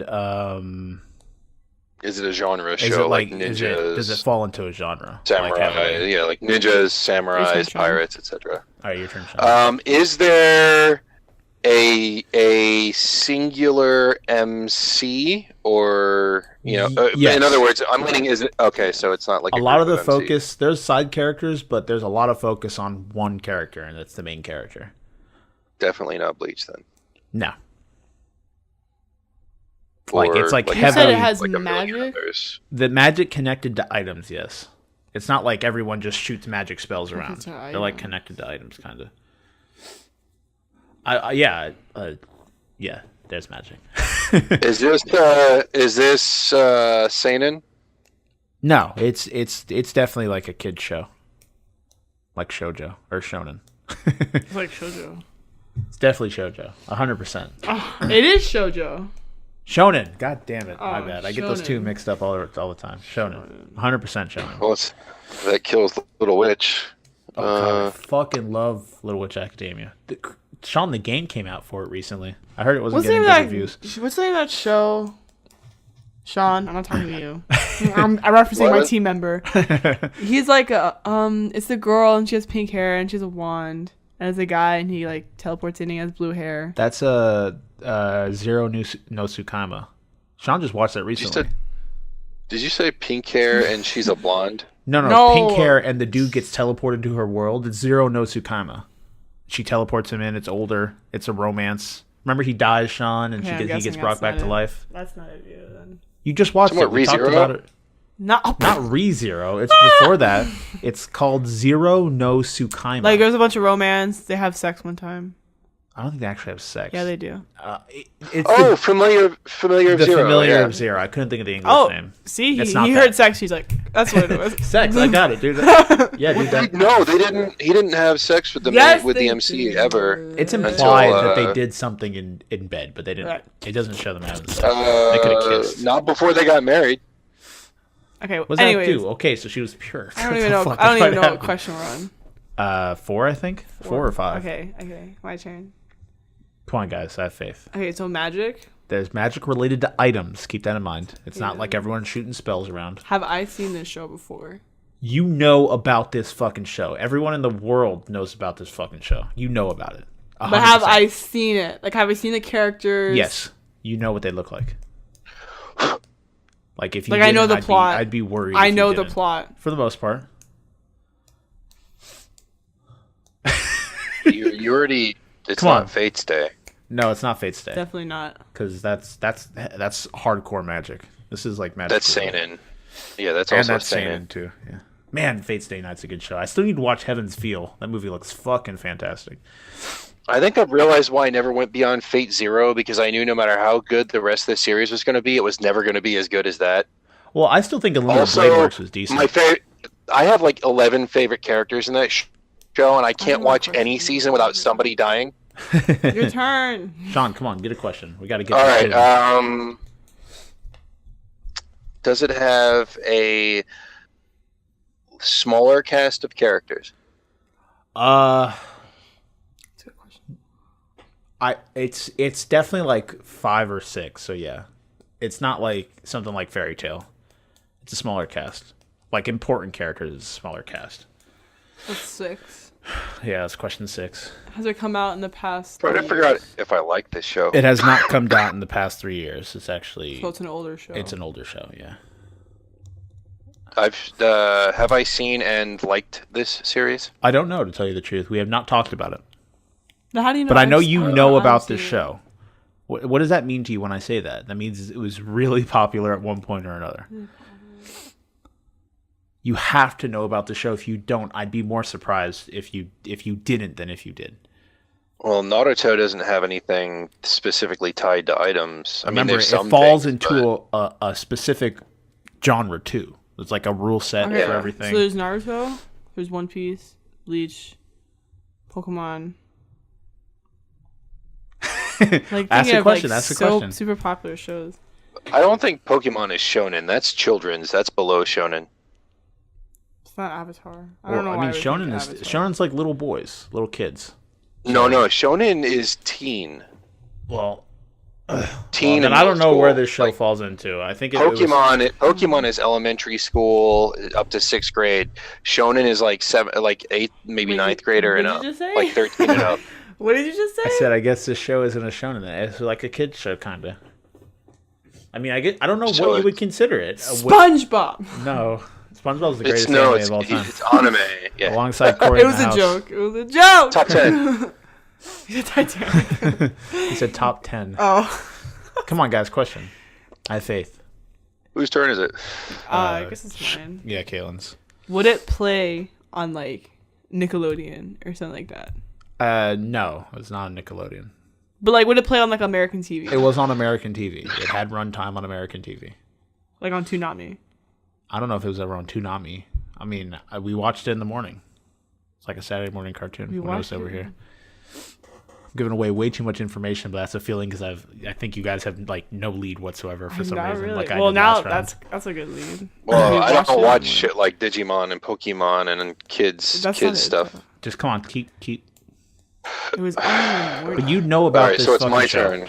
Yeah, you would know about this show. All right. No way you would. I'd be like genuinely surprised if you did not know about. Was this show. this a long-running series? Yes, it might still be running today. Actually, How's it not SpongeBob? What? Kid, like That's the not a greatest question. anime. Just so you know. That wasn't it. No. I think we're on 9. Yeah. All right. 10, like halfway there. So we've got a long-running anime. It's got magical artifacts. Magic related to items. He likes stress. Magic related to items, yeah. It's a children's show. It was on American TV. It was on American TV.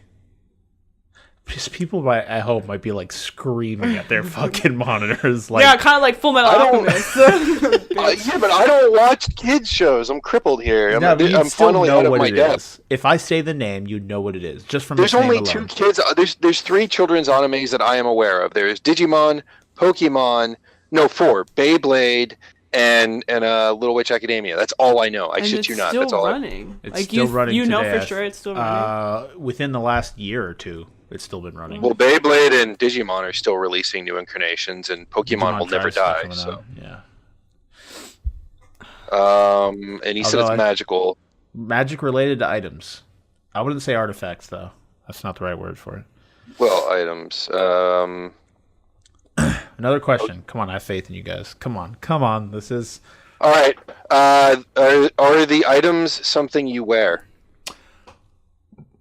You keep them on your person. You would not wear them. You keep them on your person. Come on, guys. On your person. You'd like keep them with you, yeah. It's like a pocket watch or a card or something. Oh shit. Oh, he raised his eyebrows when you said card. All right. Is it Yu-Gi-Oh? It's Yu-Gi-Oh. Oh my god. Yeah. We got it. Bitch, you have a terrible poker face. I had to give away so much fucking information there, though. Who watches Yu-Gi-Oh? I knew. Everyone watched Yu-Gi-Oh at one point or another. I forgot. Yeah, Yu-Gi-Oh is the only other one I was aware of. Yeah, as soon as you said I'd keep it on their person, I did it. All right, your turn, Shawn. Let's go. That was a cooperative effort. Bitch, what? If I hadn't said the card, yeah, you're right. Which You guys I are was lost. He raised his eyebrows. He's like, "What?" He's like, I was hoping someone would figure it out. I am going to stick with my original idea, even if Caitlyn hasn't seen it, because I think it's something she would enjoy. Specifically, based off of our understanding of Vampire Knight, even though what I'm thinking of is not a shoujo, it does have certain. I think she would enjoy it a lot. I think she would like it. All right. So I'm going to stick with my original thing. Is the main character has some sort of not tragedy, but like either an issue, like being oppressed in one way or another, like mentally or something like that? Absolutely. Okay. Your turn, Caitlyn. Okay, what was I think I have an idea what he's talking about. You accidentally sat on the nail, like when you hit it on the head. My question is the main character have some... Oh, they have like an issue, like mentally, either they're depressed in one way or another. Yeah. Had some issues with parents or something like that. I think I know what it is, like right away. I think I know what it is. Ask a question. Well, you know that. What was something that might be related to that you can ask? Yeah, and Kyle got an extra hint by me saying that Caitlyn would probably like it, so that probably didn't hurt at all. Yeah, because I know she hasn't seen it, Caitlyn. And I know Caitlyn's likes, so I think I know. I think I know what you're talking about, Shawn. Right off the bat, too. This is to make up for FMA. That was such a disappointment, you guys. Every time I hear the word if FMA, you actually do guess this quickly, I will be. You definitely get some kudos. It's not the most common thing ever, but it's not super rare either. Like people have heard of it. Come on, ask a question, Caitlyn. Something. Like is the main character a male or a female or some or one of those genders? Is it like an older show or a newer show? Are you all right? I need your word that you guys aren't going to go on Google. I'm not going to go on Google. That's cheating. I don't cheat. Okay. It is from 2014, I think. Well, I may not know what we're talking about anymore. Shit. I think what I was thinking of was in the last year.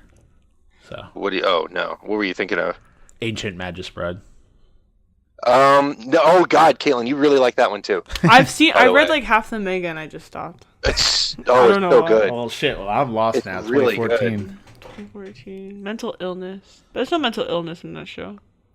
It's not mental illness. It's just there was. It's not illness. It's like there was oppression of some sort. There was some sort of oppression or. I guess. Okay.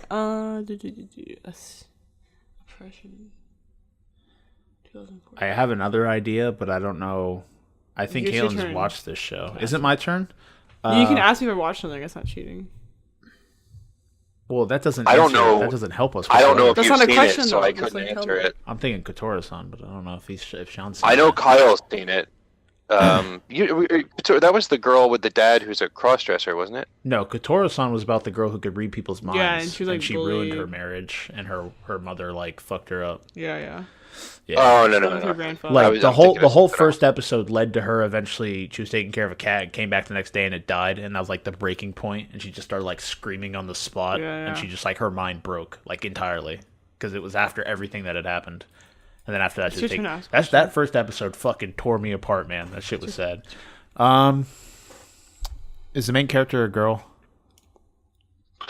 One of them is. Okay. Yes, I'll say yes. Yeah. What One about of you? them. I gave it away. There's two main characters. There's two MCs. Is it The a spotlight shoujo? goes a little bit heavier on one than the other.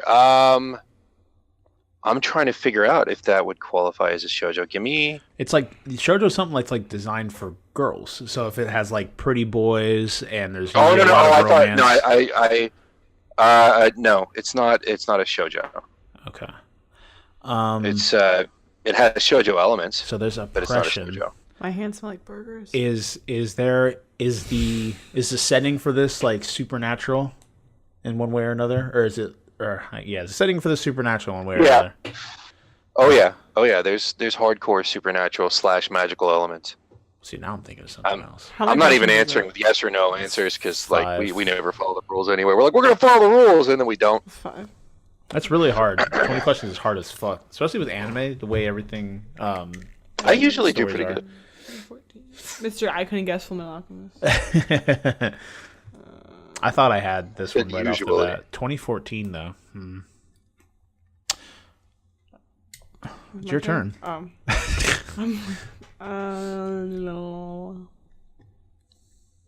I'm thinking.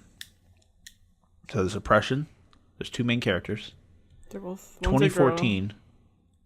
One's a girl. I'll give you a hint. The main squad is 3 people. For Who's that the first majority of the series, it's 3 people. I think I know. I think I know what this is, but I don't think it came out in 2014, so I'm probably wrong. Is there like a Oh, no, it's cliche? Is there like a supernatural. cliche like trope in it, like zombies, vampires? There is no anime without cliche tropes. Well, I meant like a cliche plot. Like, oh my god, we have to escape from actually- zombies, or oh my god. Actually, no, it's not a cliche plot. It's actually, I mean, it's not the newest of new plots, but what they did in this show was fairly unique. I mean, there's still a big bad and a lot of the standard stuff, but what I liked about it was the fact that they did do some things that were somewhat fresh. Supernatural. You're not sure if Caitlyn has seen it. There's 2 main characters and a third. I have a lot of things popping into head, but I don't think they're right per se. In 2014. Ow. Sorry, I didn't mean to stab you with my toe. It's my turn, right? Yeah. I think it is. Fuck, this is harder than when I we thought get- it was going to be. Does it? When we get to 10, I will give you a hint. Another hint. That works for me. We're all like, what, 7 right now? I think it's 7. Damn, how's it already 9 o'clock? Oh, I guess we did start late. Okay. There's 3. Just 3 characters. Oppression. Is there romance? Yeah, I don't think it's that. Ask about big. I like Supernatural. romance in my shows because it puts some depth in there. I don't think it's that. I would not say that the romance You do it, it's your is turn. Your a turn. I a just asked my heavy question. element. What was The romance is prominent enough, but it's not the primary point of the show. Are there giant monsters? Yeah, let me think. Yeah, ish. Yeah, Caitlyn thinks she's got it, but I think That's she's not- so fucking wrong.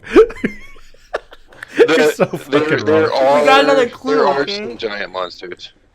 There are some But they're- giant monsters, but they're not like. Yeah, a but main- that's totally a backseat kind of thing. Oh. I like the main plot. I thought it was Attack on Titan. fuck? Wait, is it? Attack on Titan hasn't even like, He was silent. So I'm like, let's put wait. it this way, the romance in this show is not nearly as backseat as the romance on Attack on Titan. Okay. All right. And the Did this main show- character 10-14. is not in any way the oblivious type. He's actually a smart No. character. He's I'm not. looking at Tyler's text. Chill out. It's your turn. I'm not cheating. I'm like, no. Bad boy. Your turn. Fuck, man. Shit's not easy. What number are you on? This is the 9th 9, question. yeah. I'll just give it to you now. 2 of the main squad are siblings. What? See, now, I don't know. Is it Full Metal Oh. Alchemist? No, it's obviously not that. what? So Shawn didn't like this show, so I don't think he'd recommend it for you. 2 main characters are siblings. That falls into Attack on Titan, but it's not Attack on Titan. They weren't actually siblings, though. They weren't blood related.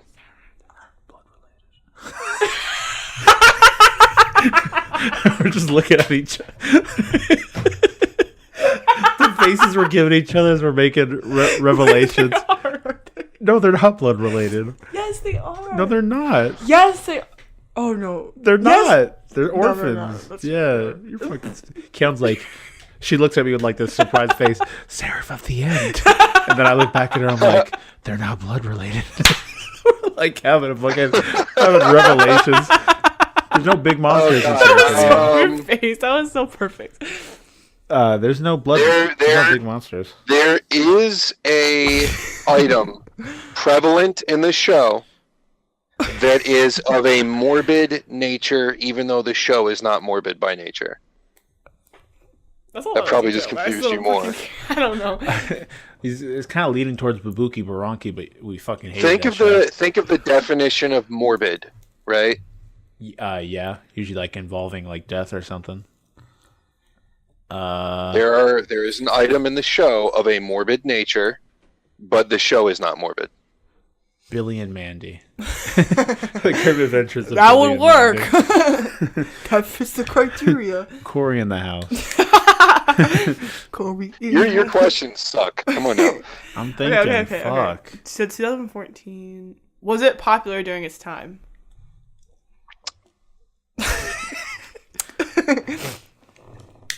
I moderately.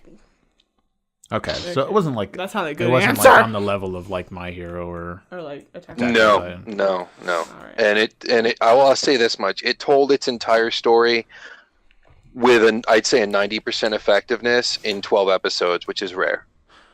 Is this It- morbid item? Does it have like a personality, or does it just exist? It doesn't. It's just an. It does not have a personality. No, it is a tool. Okay. Fuck. I have no idea. I don't even know if I've seen the show, which makes it harder. We're gonna be sitting here for another 15 minutes. So we're on 12. Just keep shooting questions out, because I don't know whatsoever. Morbid item, twin. There's 2 siblings. You Not said there was twins. romance? There is romance, yes, That was not my between question. 2 of the between 2 of the main characters. Got some siblings fucking. No, well, they're one of them wants to. Dude, Star Wars. Wait, one of them wants to fuck the other one? Well, I think it's more of a running gag than anything else, but they do constantly drop that joke all over the fucking place. Here we go. In your main squad, 2 females, 1 male, and one of the siblings Oh, is 2 constantly females. cracking jokes. Yes, one of the siblings constantly cracks jokes about banging the other sibling. There's a morbid monster. I was like, Naruto. Kiss X says? What the fuck is going on? This X6, they actually want to bang him. This one just does the jokes because she knows it irritates the shit out of him. Are the 2 siblings very different from each other? Yes. Dude, I'm so fucking lost. And there's supernatural elements, right? We asked that question. Mm-hmm. Oh my This is it Damn. is a medieval land of sword and sorcery. There are demons and dragons and giant boars and all kinds of shit. Every once in a while, Kate will act like she's got it. She comes up with like the stupidest fucking answer. Is it Sword Art? No, it's not fucking Sword Art. Shut up, cunt. Jesus. At least I'm getting answers. You're not. What are you talking about? You haven't helped us whatsoever. You're a fucking awful teammate. All right. So we have a I am morbid so item. glad that I did not choose Blast of Tempest at this point, which Caitlyn, you I've also never like heard that. that before. It's really good. You should check it out. But I'm glad I didn't pick that. Wait, Blast of Tempest. Didn't we It's watch only- that on Netflix? Was that like the girl that controlled fire magic and the dude controlled wind magic? No, that was Zetsuan no Zetsuan no Tempest was the two dudes that found like the That was- magic. That show was good. We're going on a tangent. No, the one that you're thinking of is actually one of my favorite animes, and it never finished as the guy died. And that's oh god, what the fuck was that one? Now you got me fucking trying to I don't even know remember my it. own show anymore. Shouldn't have done this at the end of the day. My mind's blasted. Excuse me, that was my I'm sorry, I didn't mean to touch your foot. You know, you said Zetsuan no Tempest. That is Blast of Tempest.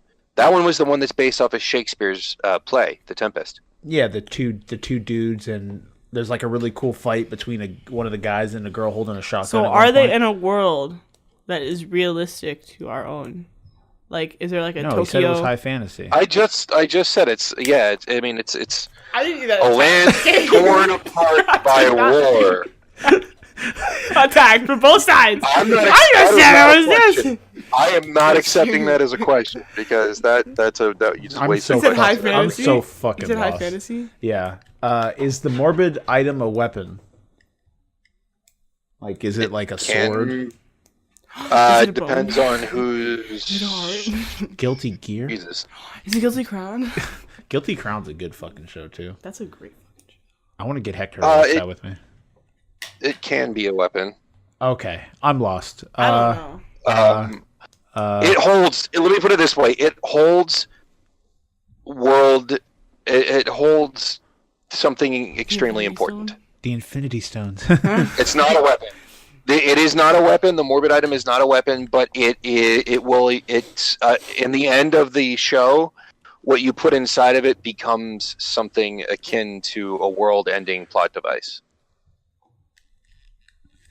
I'm so fucking lost. I don't know. None of this is ringing any bells Yeah, for me. like- I don't even know if I've watched this anime. What I think question are we half on? of it already. This is like 16, I You think. described like half the show already. Yeah. Okay, gave us a fucking The morbid episode item is synopsis. a coffin.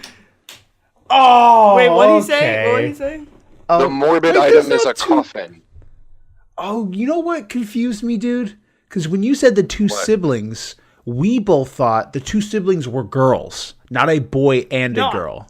I thought they were both. I boys. said I dropped a hint and didn't draw any attention to it when I said she teases him all the time. That's what I didn't- thought she was teasing the man.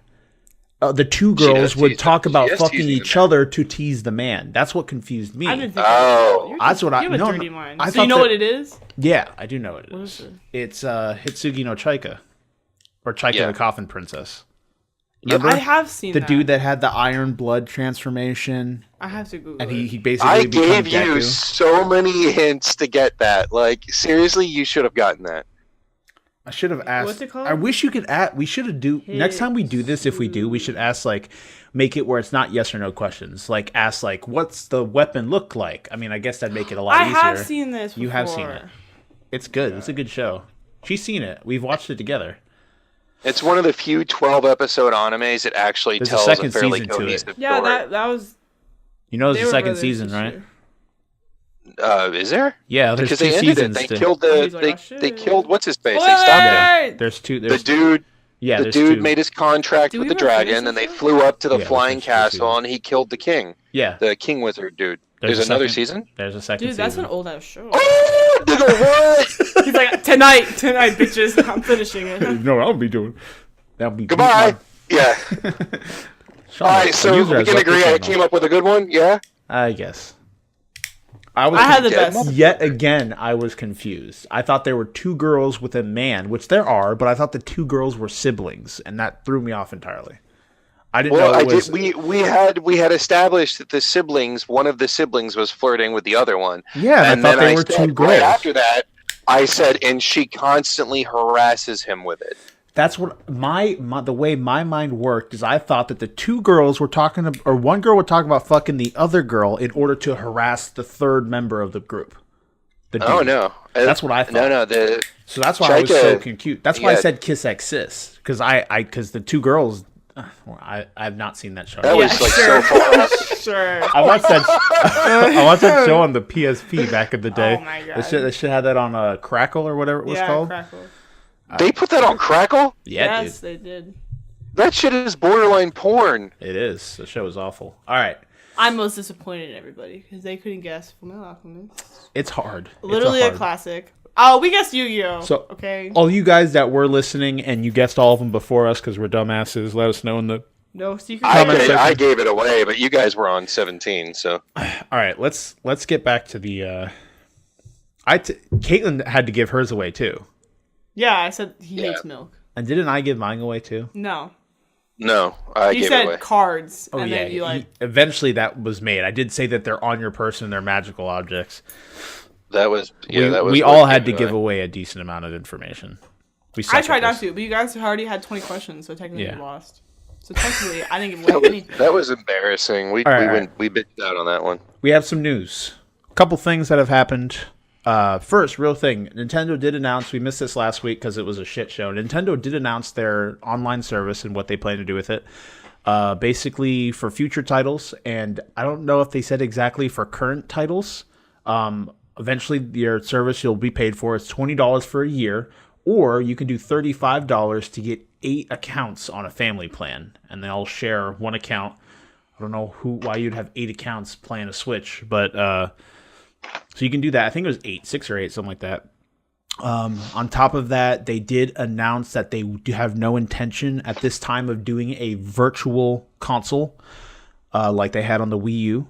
So the best way of us getting games was either them putting them on the store or them coming back to us as remasters. And as much as that saddens me, because I may not be able to play Super Mario Sunshine until it gets a remaster, which I don't know will ever happen, because they've openly said before that they're not interested in remasters of the Mario franchises. So I have no idea how the fuck I'm ever going to play this game again unless I get a second one. So that kind of sucks. Every time they say they're not interested in remastering Mario, they always go back and remaster the 8-bit ones. Again. So that's kind of what we have to go off of. So future games that we'll see down the line, Mario Tennis will have multiplayer functionality, and that will all go up with their online service. Am I paying for this? Absolutely not. I don't use my Switch anywhere near enough to spend $20 a year to keep it connected to the internet. But hey, Nintendo, do you. It's like speaking with someone that doesn't listen very well. We were talking about it before the podcast. Shawn mentioned, hey, I could make a machine for you that will literally print money. And Nintendo refuses. I want to give you guys money so that I could play some of my favorite games of my lifetime on my portable Switch. It'd be the best thing that ever happened to me. I'd be a lifetime Nintendo fan, and I'd love you guys forever. I'd suck on your teat. And they say, no, we'd rather not do that. Because fuck you. So that's that. That's all I'm going to say with Nintendo. I have my gripes. But I have a Switch. I was going to buy the fucking Switch just for the fucking virtual market, and then, so I'm just keeping my Wii U. Yeah, I have one, and the next game I'm probably going to be picking up on it is Octopath Traveler, which looks fucking fantastic. But right now, until then, I'm not thinking about anything. So also, I'm happy with my computer.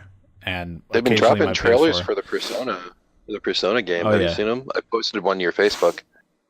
I don't use my Facebook, man. You'd have to send it to me on Discord or something. I'd never use my Facebook. Don't I have like a banana as my picture or some shit? Yes. Oh my god. Yeah, you have a banana. Every once in a while, Jonathan or Antony, because we used to run I hate talking about this because it hurts my soul.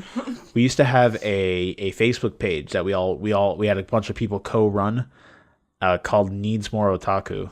It's Kyle, awful. Don't say it hurts me just saying it. No. And we post like you anime. You have to bleep that out. We post like anime stuff there. And so you can find it. It might still be on there. I think I deactivated it because it hurt me. Because what Facebook would do is like, hey, you tagged someone in this 2 years ago. And it's like a picture of a meme from what we thought was funny early high school. And I just like melt in my chair because it's so awfully cringy and disgusting. And it's funny because I went through the page when I was trying to deactivate it. And I saw that eventually over time, it was because it was me, Caitlyn, Antony, and one of our friends from high school. And you could just see because everyone just didn't give a shit anymore. So people stopped posting. But there was like 1 or 2 people that kept posting, right? You posted for a bit after, Caitlyn, right? Mm-hmm. So you kept kind of posting. We'd have like different days of the week where we'd post like themed images and shit like that. And it just never went anywhere. Or we just never let it go anywhere. And it just died. But you could like watch it slowly just fall into nothing. If you go through its timeline, it's pretty funny. But every once in a while, Jonathan or Auntie will send me a picture. It's like, oh God. And it's like a screenshot of like one of the posts from like 5 or 6 years ago. Just hurting me. Like it internally rips me apart. But I don't know what that had to do with anything. Oh, it's because you said Facebook. So that's that. Nintendo's doing their thing. They made the money with the Switch. They really don't. I mean, I just don't think they care. Really all that much as of right now because they know they have a bunch of people that own these things and they're going to keep making money off of video games. And I'm sure there will be people that do the Switch subscription, especially kids that only have a Switch or something like that, which I feel bad for those children. You know what I bet they're going to do? I bet you at one point we'll get Fortnite on the Switch. At one point or another. We have to. That's the only thing it's not on. I'm sure someone's working on that somewhere. There'll be a Fortnite on the Switch. So let's go to some news real quick. We're going to talk about a few things. I'm going to speed through these actually because we still have our main topic to talk about a little bit. So as most of you probably know, Call of Duty Black Ops 4 has recently revealed all the stuff that they're going to be doing in their new game, including the removal of campaign and the introduction of a Battle Royale mode. So I have an article here from GameSpot. And this is Call of Duty Black Ops 4 revamps its multiplayer for a more tactical experience. This is by Alessandro Filari, again of GameSpot. Treyarch has big plans for the next entry in the Black Ops series, along with revamped multiplayer, an expanded zombie mode, and a series of solo missions centered around the specialist characters. The developer plans to bring the Battle Royale craze to Call of Duty. During yesterday's Black Ops 4 reveal event, we got to play over an hour of multiplayer. We also spoke with studio design director David Vonderhaar about Treyarch's influence on the Call of Duty series and how the team, blah, blah, blah. So a couple of things real quick. We know there's a few things going on. Multiplayer, for the most part, staying the same. We've still kind of stepped back a bit from the mobility aspect of multiplayer. I know they have a grappling hook now that they added into the game so you can grapple to certain anchors on the map. I don't know if it attaches to everything, but I've seen from gameplay that they have anchor spots that you can grapple to elevate yourself into buildings.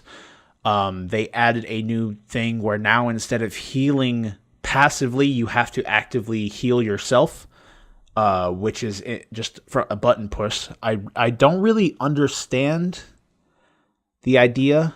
Like why to remove it from passive regeneration and make it something you do like proactively, because it's still fast.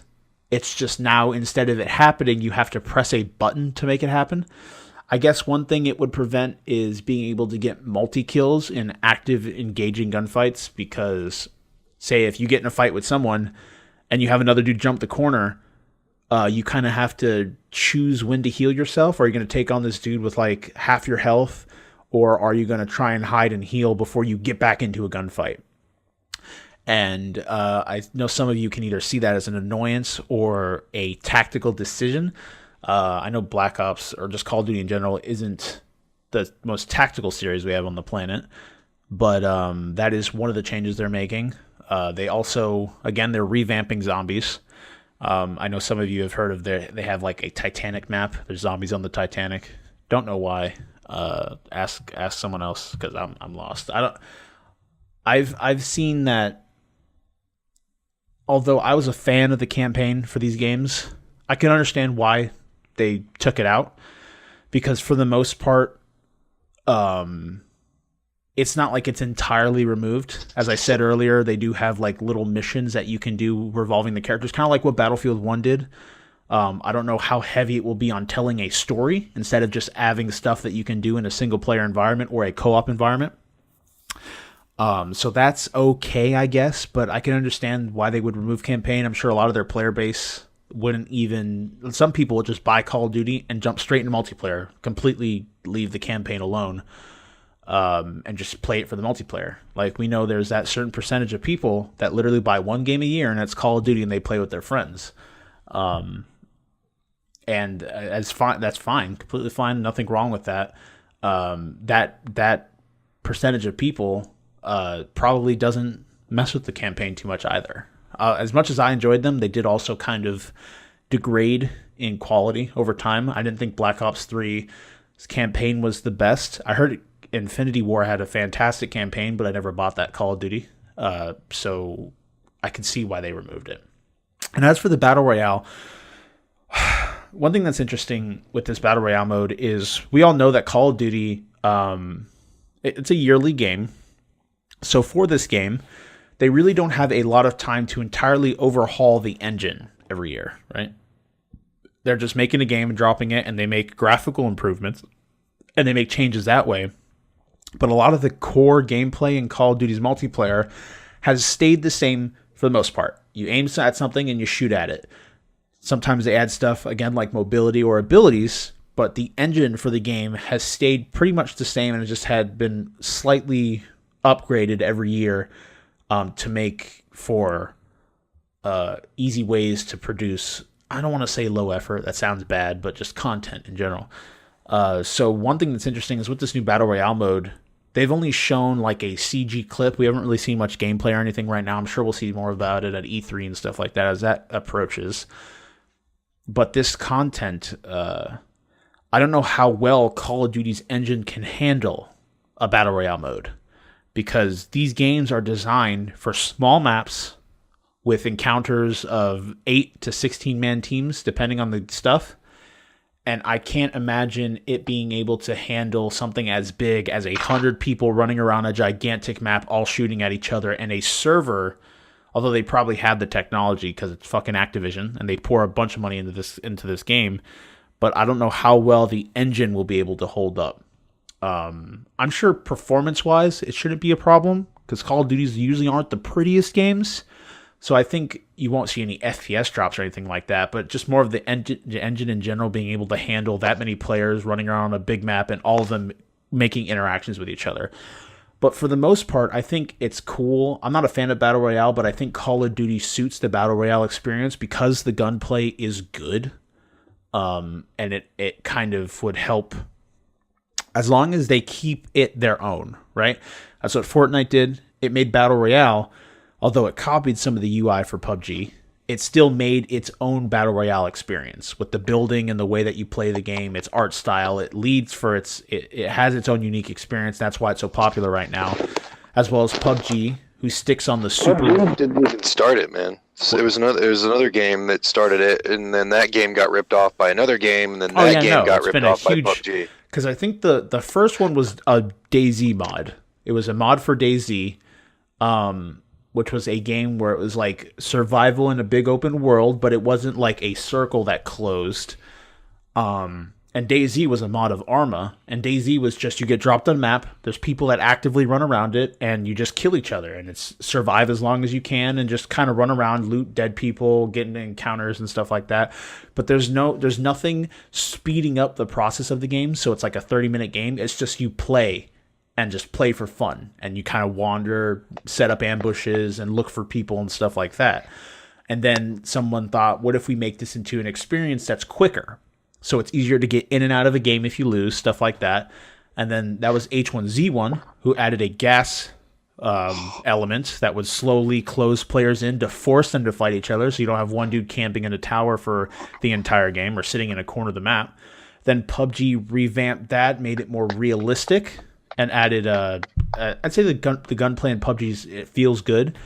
And then that became super popular. Now we have Fortnite, who added their own element of the building, so making it where it's not only how good you can shoot someone, It's how well you can create these quick forts to get elevation on someone you're fighting.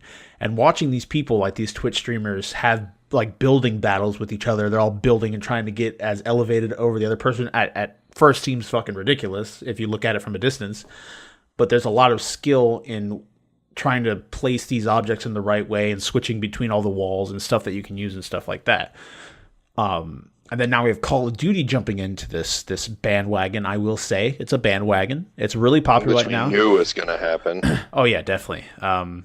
The sick part is they're taking one of their last decent. Well, I use the word decent very, very loosely, but their last fun to play campaign franchises. Like out of all the ones with a campaign, Black Ops was the one that had the most favored one. Like everyone really loved the campaign in Black Ops. It was more over the top.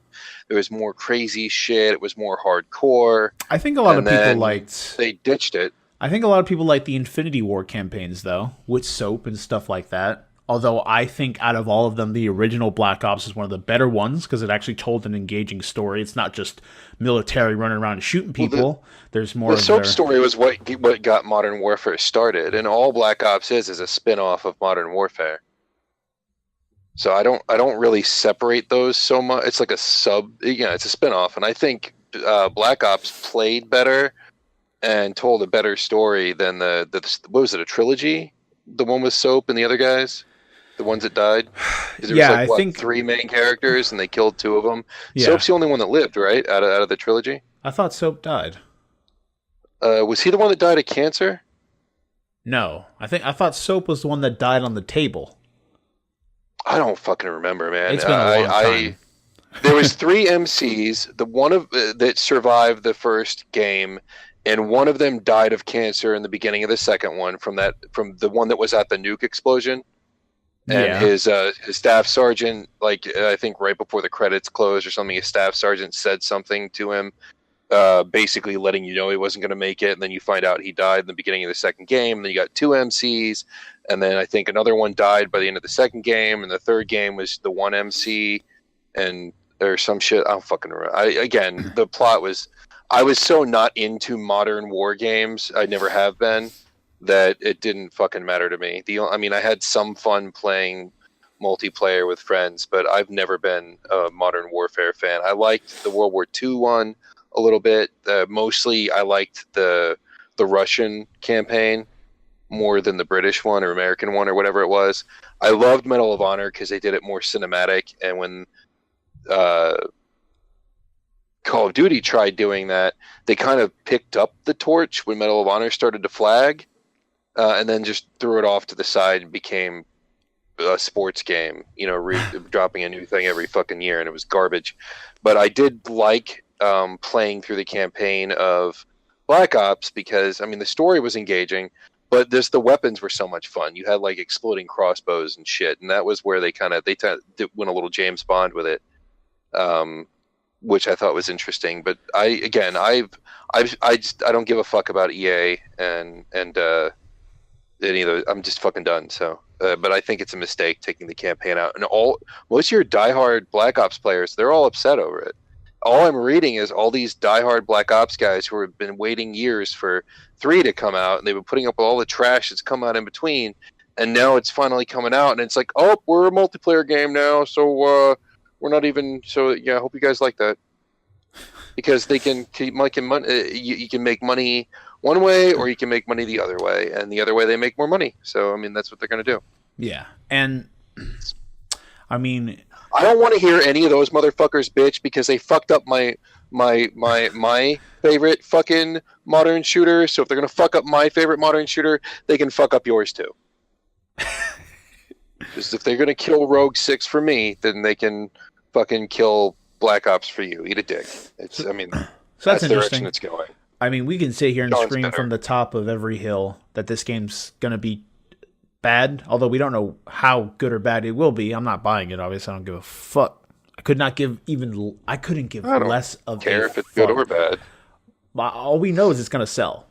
It could be literally a case that they had a 3-year-old draw the cover with crayon on like printer paper, they take a Fill it with piece of PCs. they take a piece of shit, right, and they fucking they waffle stomp it, right, so it's flat, and then they cut a hole in the middle and put that in the case, and then they spray it with like really nice perfume and sell that, and people will see that on the shelves and say, fuck yeah, I'm buying that game because it says Call of Duty on it. It's just the idea that the next Call of Duty's out, the new best thing, heavy quotation marks. So it's going to sell.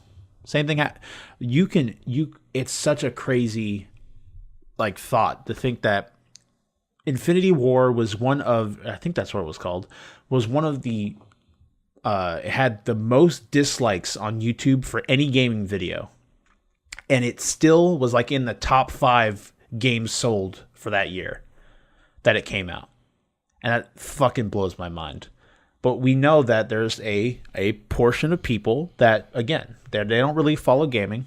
They just buy the big games that come out every year, sports games or Call of Duty or whatever, and that's Call of Duty is a jock game, man. I told you that before. It's a jock game. We all know that. Who plays it? You got a bunch of dudes in their 40s that play it.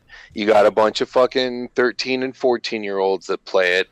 And then you've got a smaller, and I still think it's smaller, a smaller audience. I mean, and then you've got, it's between like teens and 40s. And every single person I've ever met that is a diehard Call of Duty player, they all watch football. They all like basketball, but mostly football. They're the jock mentality. They may not be jocks; they can be fat asses, but they have the jock. They like jock stuff. That's not bad. That's a genre of interest, but that's kind of where it goes. And that's just just like most people that are diehard in RPGs are a bit nerdier, a bit less jockish. All right, jockish. So that's that. We're fucking inventing words tonight. Yep, Call of Duty is gonna sell. No matter what. But that's interesting, the changes that they're making. We'll see how the community reacts by just kissing the feet that is Treyarch, because everyone loves Treyarch Call of Duties. But let's move on to our next article. We have Kingdom Hearts 3 release date will be revealed next month. This is Jeremy Winslow of GameSpot.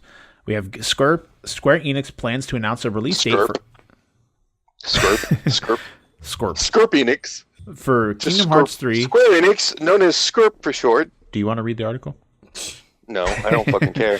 Square Enix plans to announce a release date to Kingdom Hearts 3 very soon. During a preview event, game director Tetsuya Nomura said, quote, "We are very close to really finalizing the date right now. So we do plan to reveal it early next month. E3 2018 starts early next month, so Square will likely announce the date during its press conference." According to a Twitter post, the company has a special video presentation planned revealing the exciting future of Square Enix. Bada boom, bada bing. Kingdom Hearts 3 was announced 5 years ago at E3 2013, and with a short teaser trailer that concluded with the statement saying the game was now in development. So, we have a possible date during E3. I can almost say it's confirmed at this point, and no one's saying anything because it's just how they fucking do gaming drops and stuff like that. But I'm excited to play this game. Now, the thing about this is we can all get excited and dandy once that date is released, but there is no telling if that date will be final. Games still get pushed back all the time. They can give us a date, we could get there, and they could say, we're going to give it a month or two to really polish this game up, and you're going to have to wait even longer. So until this game goes golden, I'm not really going to get my hopes up until I could get it in my grubby little hands and look at it with my grubby eyes and stuff like that and just really enjoy that franchise again. As of right now, I'm just kind of quietly suppressing my excitement until I think Square learned their lesson with 15 because they've decided with 7 and Kingdom Hearts they kept pushing it out to make sure it was right, and they didn't do that with 15. So I think that I don't care how long it takes them. They're not going to release 7 until like 2020. I'm okay with that. What was done? 20 could be 2025 before 7 comes back out. I'm okay with that too. I don't like waiting, but if I don't have to fucking have another 15 put in front of my face, you're not going to hear me complain. If it comes out and it's good, I'm not going to complain. If I'm 50 by the time the fucking thing comes out, I'm still going to play it. All right. So I mean, whatever. Yeah. I don't even care. Cowbell. All right. So real quick, we're gonna go through some box office tops. And we might, God, we need better fucking like what's the word I'm trying to say here? organization here with this podcast. I like it being time management. That's the better word, because I think we could probably skip the box office tops and shit this time. It's going on over long. I'm just gonna read them real quick. We're not going to talk about them, just so everyone knows. So 1 to 5, we have Deadpool 2 pulling 125 million for the weekend. Who else would have thought? I saw it. Number 2, we have Avengers: Infinity War pulling 28 million. Number 3, we got Book Club pulling 12 million. Number 4, we got Life of the Party pulling 7 million. And at number 5, we have Breaking In pulling 6 million. Real quick, what do you think about Deadpool? You like it or hate it? I thought the first movie was a good action film with a lot of comedy and a weak villain, but it told a fairly good story. The second one is almost 99% a comedy movie with some action stuff, and I think that change, it was too much. The change of tone did not do well for me for the movie, so I'll say it was fun, but I think they went the wrong direction with it. Okay. Interesting. I'll say that the first movie was much better because it had a lot. I mean, you still had strong comedy elements, but it was an action movie and it was a story movie first and foremost. And this one had all the story that, I mean, you could watch a 30-minute Saturday morning cartoon, 22 to 24 minutes of actual show and have the same amount of plot. Okay. And it was just filled with way too many, and I mean, an unbelievable amount of like plot contrivances and conveniences and shit. It just was not good, but it was fun. So Okay. I'd say it was a fun bad movie. Okay. All right. I'm going to read a couple things that are coming out in this next week. It's not going to take very long. We have the Mega Man Legacy Collection coming to the Switch, the first and the second one on May 22nd. We have State of Decay 2 coming to Xbox One and PC on the 22nd. We have Dark Souls Remastered coming to PS4, Xbox One, and PC coming the 25th. And we have Detroit Become Human coming out on the 25th. So, got some good games coming out. What do they charge for the Mega Man remasters? What, $15-20? Something like that? I'm not entirely sure. I don't remember what it was.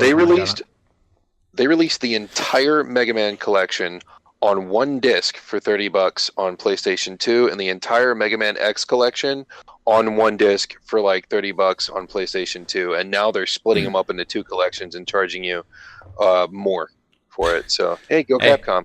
Hey, there we go. That's Capcom. If they could sell us pachinko machines in a box, they would. They'd bring them right to our house and make us play pachinko for the rest of our lives. I'll tell you what, I bought all of them. I have the PlayStation 2 sets, and I bought both of the fucking digital downloads for the PlayStation 2, and all I do is start them, play 2 levels, and get pissed off and quit. Okay. I still love it. As of a lack of preparation on Caitlyn's part, she is leaving us early. She has to go see if she has to do some homework. But hugs and kisses. Yep. Peace out, guys. Is your mic muted? Did you just say that into a muted mic? Peace out, guys. Yeah, there it goes. All right. So me and Shawn will be the main topic providers. I don't know how much Caitlyn would have had to say anyway on it, but again, time management is important. Y'all need to remember that, and we do too. I think we just have too much in our show. We've got so much shit we talk about. And we could do better. We just don't. Yeah, I think we let stuff go on for too long, but that's fine. We're going to do our main topic now. This is going to be, I'll have Shawn explain it a little bit, and we'll talk about it for 30, 40 minutes. Give it the time I think is appropriate for a main topic, because I don't want to cut this episode short and fail to actually provide enough depth into it. We'll see how long it goes. It might even not go that long. We might say all we need to say within 20 minutes. So Shawn, if I go online tonight and can't find season 2 of Check It Coffin Princess, I will rape you till you die. I'm just letting you know that now. Like, I will sneak up while you're sleeping and give you pleasure until you die. That will be how furious I am. Did you get like closer to your mic when you said that? I will rape you till you die. We're gonna get like 6,000 complaints about rape humor or something like that. Rape culture. That's what it is. Caitlyn's headphones are still plugged in, so I just hear you blaring through HyperX headphones. I'm like, what the fuck is that echo? I apologize for that. She didn't unplug her headphones, but we should be. That's not me slamming on rape culture. I mean, I just think you can take some things in the wrong direction, and then it takes away from them instead of giving to them. That's all. Okay. What's your main The topic, idea please? is there are numerous genres and subgenres in gaming, and as time progresses, you see this wave spectrum happen where they'll gain prominence and then fade away and come back again. You've seen that with platforming, you've seen that with role playing, you've seen it with all kinds of genres. So there are a number of genres that have not, I don't think that there's any genre that's gone extinct, but there are a number of them that have fallen by the wayside. And of those ones that you can think of that you don't really get to see a lot of recently, what would you like to see make a comeback now? I already have my answer. You know what? I do too. I do too. I'm gonna go first. And one thing I want to say is the interesting thing about this question is when we refer to comeback, we mean like AAA, mainstream, like this game's fantastic, because there are a lot of good games that these genres have that are recent. It's just they might not be as big as others, right? So like my example is I want to see platformers come back. I think they provide an interesting gameplay experience, especially when they're done in a level that's in a way that's difficult. I like that. And like, so my example, right, it would be Celeste. That game is one of the best platformers I've ever played. It is fucking fantastic. It is an awesome game. And I wouldn't say, but because I've played that game wasn't big. I mean, a lot of people were talked about, but not everyone was talking about it. So we could kind of say that the platforming genre is definitely fallen by the wayside. You don't see them as often as you do, although people still love these games. Like if you look at like Crash Bandicoot, when those came It's out, normally Nintendo though. Like even the Crash and shit, those old, I'm sorry for interrupting, I apologize, but even those older ones like Spyro and Crash and Medieval, and during like the last golden age of platformers, which was the 32-bit era with, you know, with the PlayStation, the Saturn, sorry, PlayStation Saturn, and then Nintendo 64, which be it 64-bit is still the 32-bit era, because Nintendo just jumped that fucking the hurdle. They went right past 32 to shitty 64. That whole era was the last time I really remember seeing just a bastion of awesome platforming games come out. You know, Death Jr., stuff like that. That was all really good. So I'd say by the early 2000s, you started seeing them go by the wayside. And even if you look at games that used to be mid 2000s, like used to be platformers, like the old 2D Marios, they've kind of evolved. Mario as a whole has evolved more into a 3D adventure kind of game, where it's still a platformer. It's still, I mean, Mario's still very much a platforming game. I don't know, because like if I look at the most recent Mario, right, or a recent couple Marios like Odyssey or Galaxy, I wouldn't. They have platforming elements, but I would much more consider them adventure games than I would consider them platformers. I wouldn't at all. They have all of the requirements for being a platform game. You can have a 3D platforming game. Doesn't have to be side-scrolling. I know, but like Mario 64, Mario Odyssey, they all play. You have the exploratory Mario games, like the ones that we like to play, like 64 and Mario Sunshine. So would you consider Odyssey and the exploratory games platformers? Platforming, absolutely, yeah. Oh, I wouldn't. But when I look at when I think platformer, I think where the main goal is to get from the start to the end of the level using tools that the game presents to you to like manipulate your movement, right? So that's Ace. That's a linear platformer. That's all that is. I don't know, because I mean, even if you look at like one of the basic things you do in platforming, again, like jumping or something like that, again, that's which is a core tenet. Yeah, it could be jumping, it can be shooting, it can be throwing things, wrangling. I don't know. I so much considered like Odyssey. Like I played it through all of Odyssey and never felt like I was playing a platformer. I felt like I was playing an adventure game. Well, it looks like I've watched people play through it, and it looks exactly like a platformer. You can have depth to a platformer. Well, I know that. An adventure game would be more like what was that one that I loved so much? Beyond Good and Evil is an adventure game. Yeah, like I consider Sunshine. It has platforming elements, but I consider it an adventure game. Beyond Good and Evil isn't a platformer. It's not. Platformers use simple mechanics. They all use relative. You can add certain depth to them. Like, what was that one platformer that was so big on Xbox? Braid, was that it? That Yeah. used time Yeah, mechanics time and shit like management. that. It looked like You can shit, but you it was a can good game. yeah, you can spin it up, and you can add new elements, but it's still a platformer. Uh, they had a lot of PlayStation 2 platformers that were very much you didn't automatically associate them with platformers until you thought about it. Like, I don't remember what the name of the. I'm not even going to try and get into this stuff I can't remember, but yeah, to be clear, by definition, Odyssey is absolutely a platformer. So is Spyro a platformer or an adventure Yes. game? No, it's a platformer. I've always felt of them as adventure games. All right, well, we'll call it an adventure platformer then, but it's definitely a platforming game. I know, I understand that there's platforming elements, but I wouldn't. I think it'd have to be predominantly one. I don't know. I guess it's the way I think, but like if it's predominantly one over the other, I'd consider it that type of game, right? Like there's platforming elements in Breath of the Wild and some Zelda games, but I don't consider them platformers just because they have platforming elements. They're extremely minor adventure games, right? Which is like what Odyssey is. Spyro and Odyssey are still primarily mechanics based. Like a platformer normally doesn't go heavy on story. Normally it's more on the gameplay than anything else. And whereas with Zelda, it incorporates a lot more into the game than a Mario game ever has.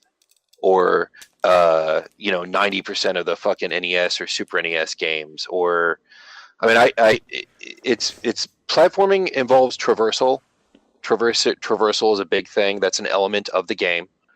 It usually involves a simple set of moves or ways of dispatching enemies. There's normally one, maybe two, three different ways you can do it.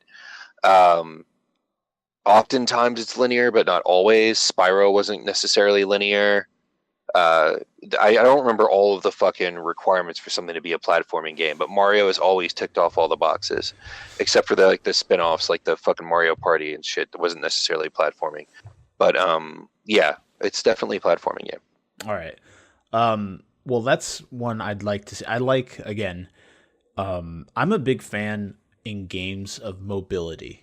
Like the idea of, again, like you were saying, traversal, or being able to get from point A to point B as mechanically quick as possible, using all the means at your disposal to make that happen, especially when the game rewards you by making it look badass, like in things like Celeste, or if you get really deep into some of the Mario titles, the mechanics that they offer let you do cool things, especially Odyssey. There's a lot of stuff in Odyssey that people have discovered by messing with the game's systems that let them do incredible things that just look cool. And I'm a big fan of that style of gameplay and working to master that, to just move through stuff as quickly as possible. One of the reasons I like Celeste was incredibly simple with its mechanic. It's literally just a dash and you have a wall jump. But the way the level design was created, it enforced being just, and on top of the fact that the gameplay itself, you always felt 100% in control of your movement. So every time you died, you knew that it was your fault. There was nothing else in play that screwed you up. It was something that you did incorrectly. Either you didn't have enough knowledge of the situation or something like that, or you weren't as in tune with the mechanics or something. And the game was brutally difficult, but it led you to experiment. Like, there's got to be another way I can do this to solve the puzzle to this screen to move on to the next. On top of that, the music was fantastic and the game was gorgeous. But that game was good, and I heard a lot of people talk about it, and it got a decent following. It wasn't AAA. Again, it was an indie game. We expressed our love for that earlier, but I would love to see more games like that hit the limelight, especially well-done ones, because I'm a big fan, again, of that mobility. Using everything at your disposal to get from point A to point B as fast as physically possible. So that's one reason why I'd like to see that. And the other one would be Metroidvania.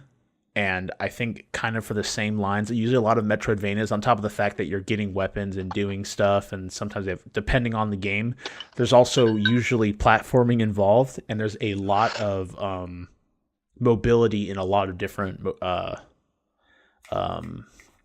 fucking Metroidvanias as well.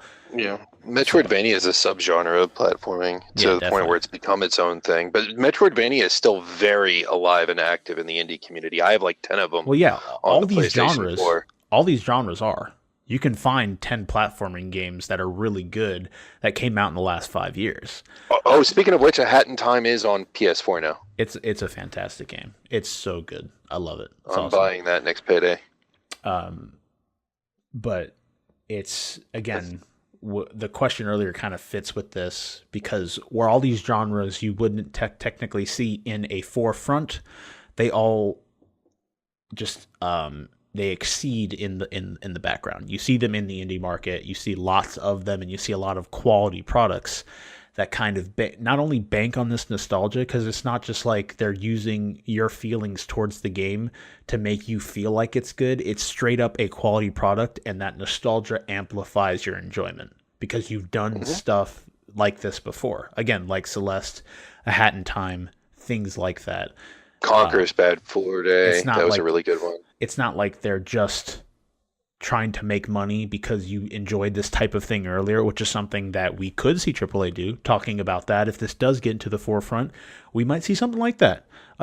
Maybe not quality product. We'll come back to the fore, but I think gaming's going to have to move away from the greed sector a little bit. I think it's going to have to go back, because platformers are inherently a one, sometimes two-player experience. Occasionally, you have something push the boundaries, and normally if it's two-player, it's normally a side scroller. If you're lucky, it's typically a one-player, challenge-based experience. So I mean, you have half of them that are easy but super fun, like the Marios, where the challenge comes from pushing yourself to get everything or to go in every corner, and it's just so much fun to play. And then the other half of them are really tough. Are you still there? Oh, yeah, I'm here. You freaked me out because you stopped talking. Yeah, I'm here. I'm listening. No, I just think, I don't know what I was saying. I would like to see it come back to prominence, too. That's that's a good one. I miss the golden days of being able to go out and find a number of varying different types of platforming games. All right. So I'm adding another part to this question, just to add a little bit of a different element to it, and it would be, if we can see one game that we enjoyed in the past that fits this genre, if we could see another game of that come out today, what would we want and how would we like it, kind of? And I think if I had to stick with platformers, I'm thinking, you know what I want to go with? This might be a bit of a meme one, but I'd like to see another Battletoads. Give me another Battletoads game. I'd love to have another Battletoads game. That'd be cool. It's only going to be on Xbox, though, and computer. Well, computer, I'll take it. I have an Xbox, but it's a beefy one, and it sits on my desktop. I don't trust Rare, though. I mean, they're going to have to give it to another studio, and that studio is going to have to go back and replay the old games and see why they were good. But give me Battletoads. I want it to stay in the same style. I don't really want too much of a change. Just give me new, again, new maps, new levels, stuff like that, and keep everything unique. Like, I'd rather not see a remaster or rehash. I'd like to sit someone down, tell him, think of interesting ways that we can make this game work in its own world, basically. Give me something you can do with this level that would add an interesting element. I like when games, although so it's a kind of a love-hate, it depends, but when a game introduces a element or a mechanic for like a few levels and then it's gone, and then they add a new world, there's a mechanic for a few levels or a few things, something that you do, like say you're in a, I'm trying to think of something like this. Like one that I thought was cool is me and Tyler playing this game. This has nothing to do with what we're talking about, but it's something that that it kind of refers to what I was speaking of. We're playing this game called Stick Fight the Game, and it's literally kind of like a goofy Smash where they drop weapons and you kind of try and kill each other, and you're putting all these different stages. That game is awesome. one of the stages is like a ghost level, and you don't see this anywhere else in the game. It's only in the ghost levels, but a pumpkin will drop from the sky. And if one of you grab the pumpkin, you turn into a mini boss. And then every other player has to work to defeat the final player that is the mini boss. And it only exists in those levels. And it's a really cool mechanic. And every stage introduces an interesting mechanic. Like there'll be a lava stage where there's chains that hold up all the stages, and you can shoot the chains to knock people into the lava. Or an ice level where the entire stage is destructible, and you can have people fall off that way. Or one level that introduces lasers, and these lasers that sweep the stage, and you have to like hide under blocks. But I like seeing that in games like platformers, where say you get a world, you introduce a mechanic that exists solely in that world for the purpose of amplifying the gameplay throughout that world, and then they think of something entirely new and creative for the next one. I'd like to see something like that. I don't know, but for the rest of it, I'd like it to keep the same style it had. It adds a lot of charm in that style, not just nostalgia only, but just the uniqueness of what it was at that time. I thought it was cool, so I'd like to see something like that. Let's get a Battletoads 2. I'd love that. So yeah, so I want platformers to be revived. And give me Battletoads 2, goddammit. What about you, Shawn? I would like to see one thing I'd like to see, like PS1, PS2 era old school RPGs to come back, the super deep systems, the super long games, the very intricate storylines. But I've been saying that forever. That's no surprise. What I haven't talked about much is I would like to see arcade style games come back, like especially like strategy arcade games, like say Trap Gunner, which is a super underrated, amazingly fun game from PlayStation 1. That was really good. Or like Bomberman, like those type of games to come back. I'd love to see those come back. Trap Gunner was fucking amazing, and they need to, at the very least, do like an HD remaster or like remake the game, but not, I mean, remake it as in replace all the assets, but not replace the timing, the controls, or any of that. The only improvement I would make is it was either one player versus the computer, or it was a player versus player. And I would like to see them still keep that mode, but also add in much larger maps if you have, say, additional bots or additional players. You can play with like up to 8 people or up to 4 people. But Trap Gunner was unique because it would give you an arena, a rectangular arena, with various bridges and underneath paths and walkways and things like that. And you had a set of bombs, different types of bombs and devices you could lay, and the entire gameplay existed around, you had a melee attack, which would kick off if you were close, and you had a gun of some kind, whether it was a slow-moving projectile, a heat-seeking projectile, just a normal bullets that went in one kinetic direction, and then you had these traps. And there you'd have a switch detonator, which by itself didn't do much damage, but if you put that next to a bomb, the bomb did more damage. The bombs wouldn't blow up without a switch detonator. You had like pitfalls where somebody'd fall into and be stuck for a while. You had gas traps. But it was a limited set of items, and there was force panels where you could, when you dropped them, it would force an opponent to fly in a specific direction. And the idea was is you were trying to dodge your enemy.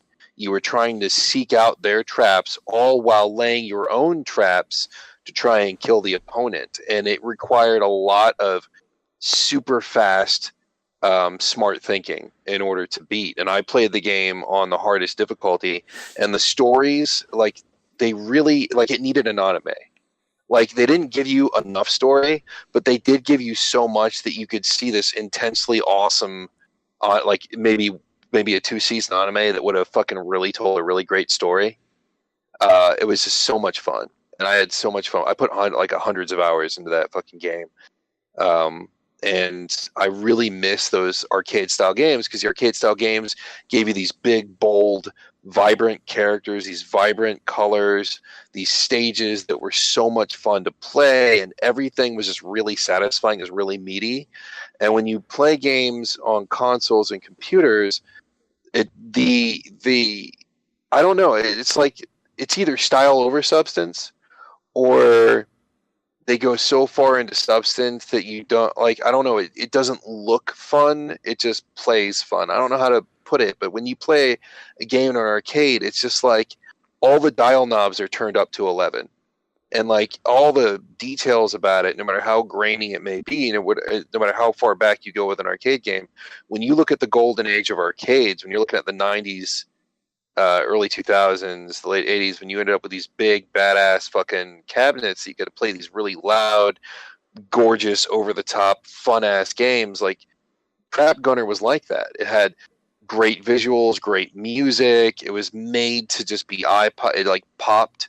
You look at it now, it's ugly. It's old school polygonal stuff, but it was just so much fun and control. But the thing about an arcade is, you want the controls to be easy to master, but you want people to keep popping in quarters.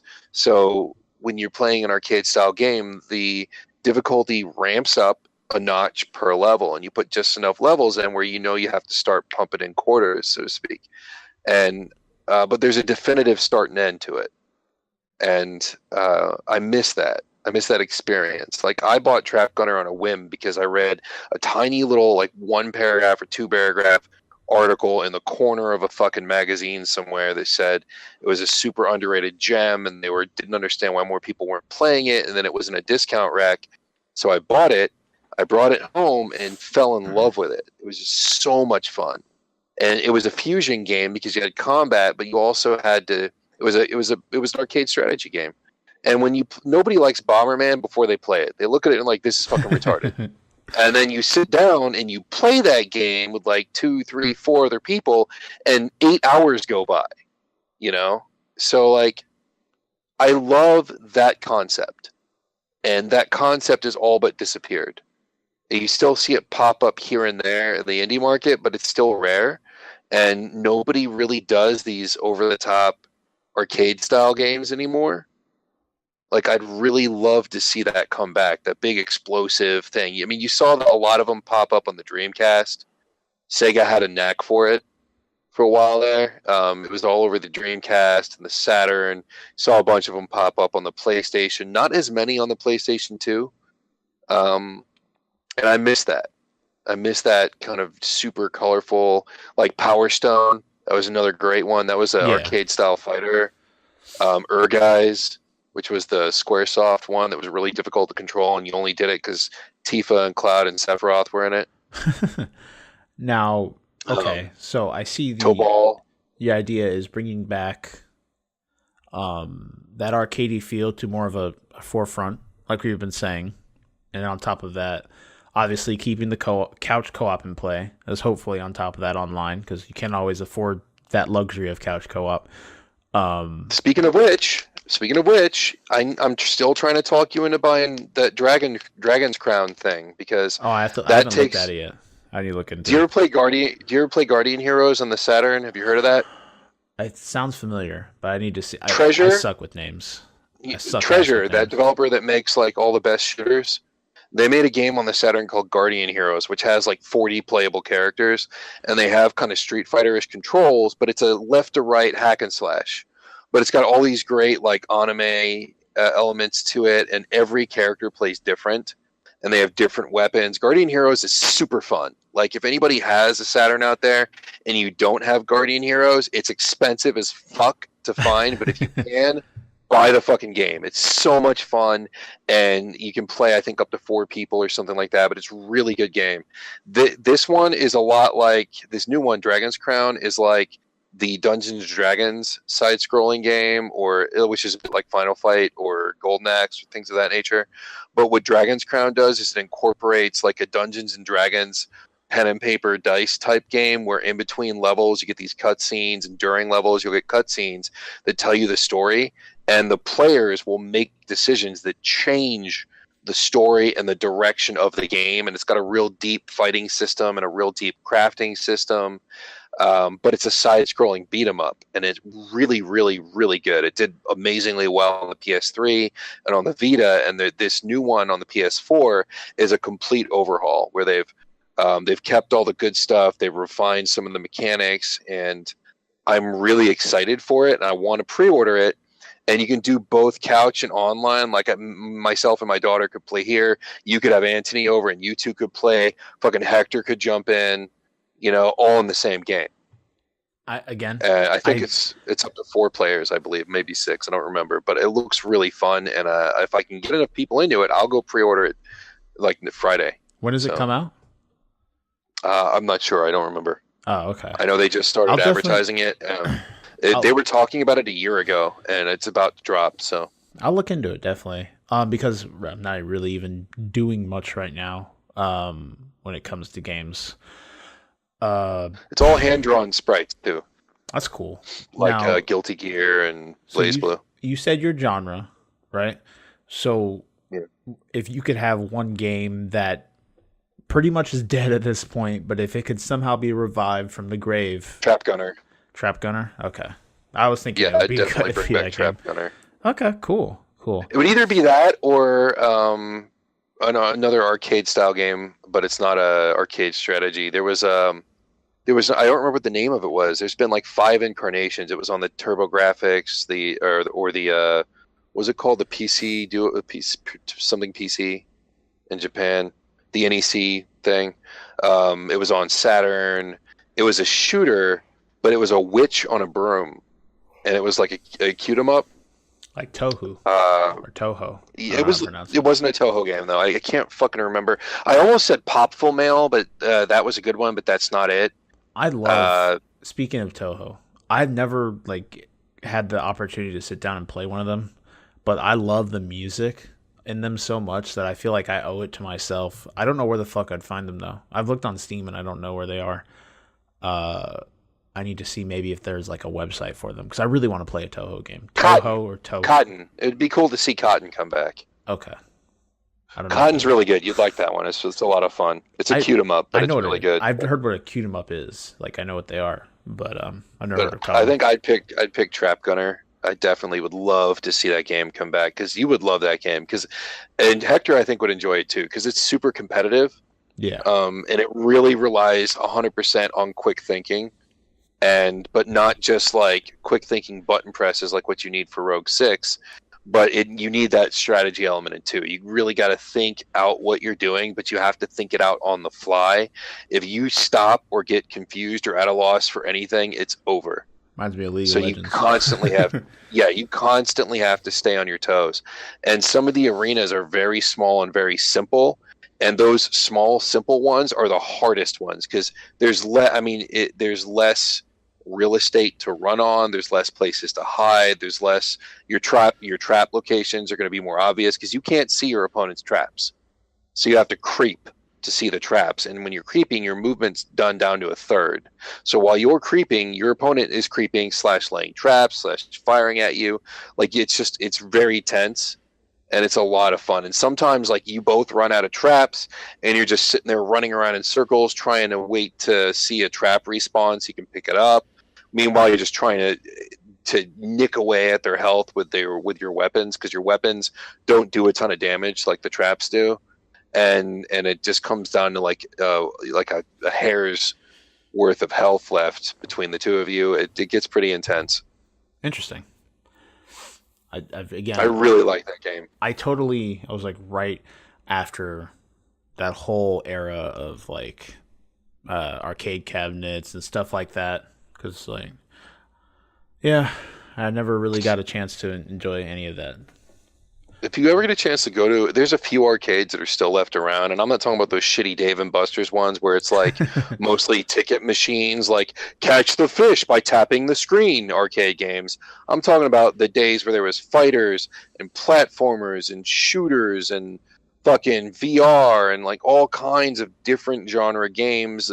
There were ones where you'd sit down and pilot a tank, or you'd sit down and drive a Jeep. When we were younger, we had a Dave & Buster's near us that had a lot of cool fucking games. I liked the one that was where you're going through a zombie house and you shoot at the screen, kind of like Crisis.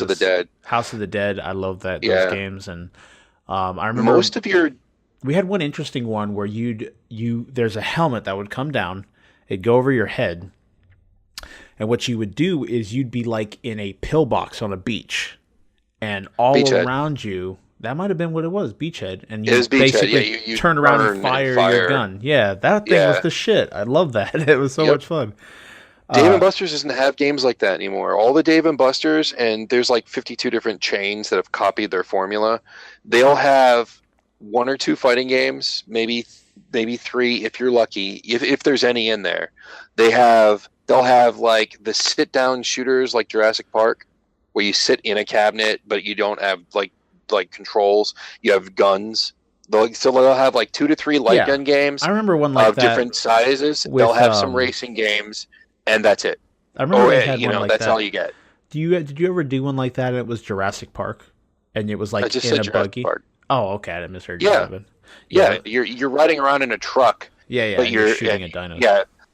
Yeah, and they'll usually have like some older ones, like Terminator 2 or the newer Aliens one that came out like, I don't know, 5-6 years ago. I remember. Sometimes they'll have the Gotham Racer one with the different Batmobiles. They have those at Universal. Yeah. But they don't have. They usually only have a couple of shooters, and they'll have a couple of racing ones where you sit on the motorcycle or you sit down on the racing chair and race. And those are the only arcade games they have. Everything else is a ticket machine. They don't have fighting games. They don't have like any of the Neo Geo stuff. None of that is there. Interesting. I remember one. There's only a handful of arcades that have the all the different stuff now. I'm sorry. It's fine. I remember we had one. We went. It had to be like 5-6 years ago at this point. But when we went on a Disney cruise before I left for boot camp, like literally a week before I left for boot camp, and they had this one on there that was really cool because they had like some of the better ones. Like they had like old stuff like Pac-Man, Galaga, and stuff like that. But they had like a couple. Of course, they had Guitar Hero, which is like one of my favorite arcade like cabinets, just because it's so cool to like play Guitar Hero with someone else. Because every time we did it, we only had one guitar, so I never had the chance of playing like versus Guitar Hero. But they always would have 2 when you go like to an arcade somewhere. So I love doing like we'd both throw them through the fire and the flames, just try and hold out, whoever can hold out longer and shit like that. And they had this one that was almost like it was like the earliest experience I've ever had with like a 4D ride, where it was a big ass machine. It was like a fourth of the room, and you'd have 2 sets of like chairs that you could fit 2 people in. This thing was fucking huge. I don't remember what it was called. And you'd sit down. It was expensive. It cost like $1 every time you did it, so we only did it like once or twice. And you'd pick a scenario, and it was like what we have now with 4D rides in amusement parks, but it was in like an arcade that they had on this cruise ship. So like there was ones like a mine cart, and you'd sit down and like the chair would move around, and there'd be a screen in front of you. They'd blow air at you or spray water on you, and it was a 4D ride, but like the earliest experience I've ever had with it. And they were fucking cool because it was the first time I've ever had anything like that. I'm like, wow, that was awesome. Like they had one where you'd go like you were like falling out of an airplane, all this other shit. It was insane. But yeah, I love like the Guitar Hero arcade cabinets because I fucking love Guitar Hero. Those are the shit. That one you're talking about, I haven't seen the multi-pod version, but I've seen the single ride version. Yeah, where you sit because the seat tilts back and you're almost laying down, and then it'll rotate and tilt, and the screen is in front of your face. Yeah, and so it'll move, and then it blows the air. I did the minecart one with the bats and shit. Yeah, I think we did there was a minecart, and there was another one that was like a electro circuit or some shit. I don't remember exactly. There was like a space coaster, I think, too, or something like that. Yeah, I this machine might have been a special one, but they had like 2 sets of seats, so it'd sit 2 people in it. Because I've seen the ones that have like one that would, I don't know how many they sit in the 1-seater, but I remember it being bigger than the 2 individual 2-seaters. So yeah, I don't know how we got there at that. But speaking of arcade things too, I saw on an article that they're making a Halo arcade game where it's like a light gun shooter, and it's a 4-man arcade game, and it's supposed to be like. It's called like Fireteam Delta, something like that. And it's a Halo game, and it's like an arcade machine. It's pretty cool. And that's about it, man. It's been a long episode, but hey, this kind of makes up for the only hour-long one we did last week. That was also shitty. I'm not saying that this one is shitty, depending on who you ask. Actually, that is kind of what you just said, though. I didn't mean to say that. That's all right. You're just fulfilling Sam's prophecy. Exactly. We're going to burn to the ground, and I will go with the ship. Neither of those made sense. I'll go down with you, Captain. I can't leave that ass behind. Okay, good. This ass is worth saving. Or dying with, I guess. So. It really depends on how the ship goes down. Let's put it that way. Either we're dying together or we're getting off and moving on to new ventures. But one way or another, this duo is not separating anytime soon. I'll leave that open so Sam can finish it with one of his doomsday prophecies. All right. So as always, let me hear that outro, my dude. Hugs and kisses and all your big parts. Oh, it was beautiful. Bye-bye. That sounded like garbage. I just want to again thank you all for tuning in and sticking with us. And before we leave, I shall leave you all with a thought. The praying mantis is the only insect that can turn its head.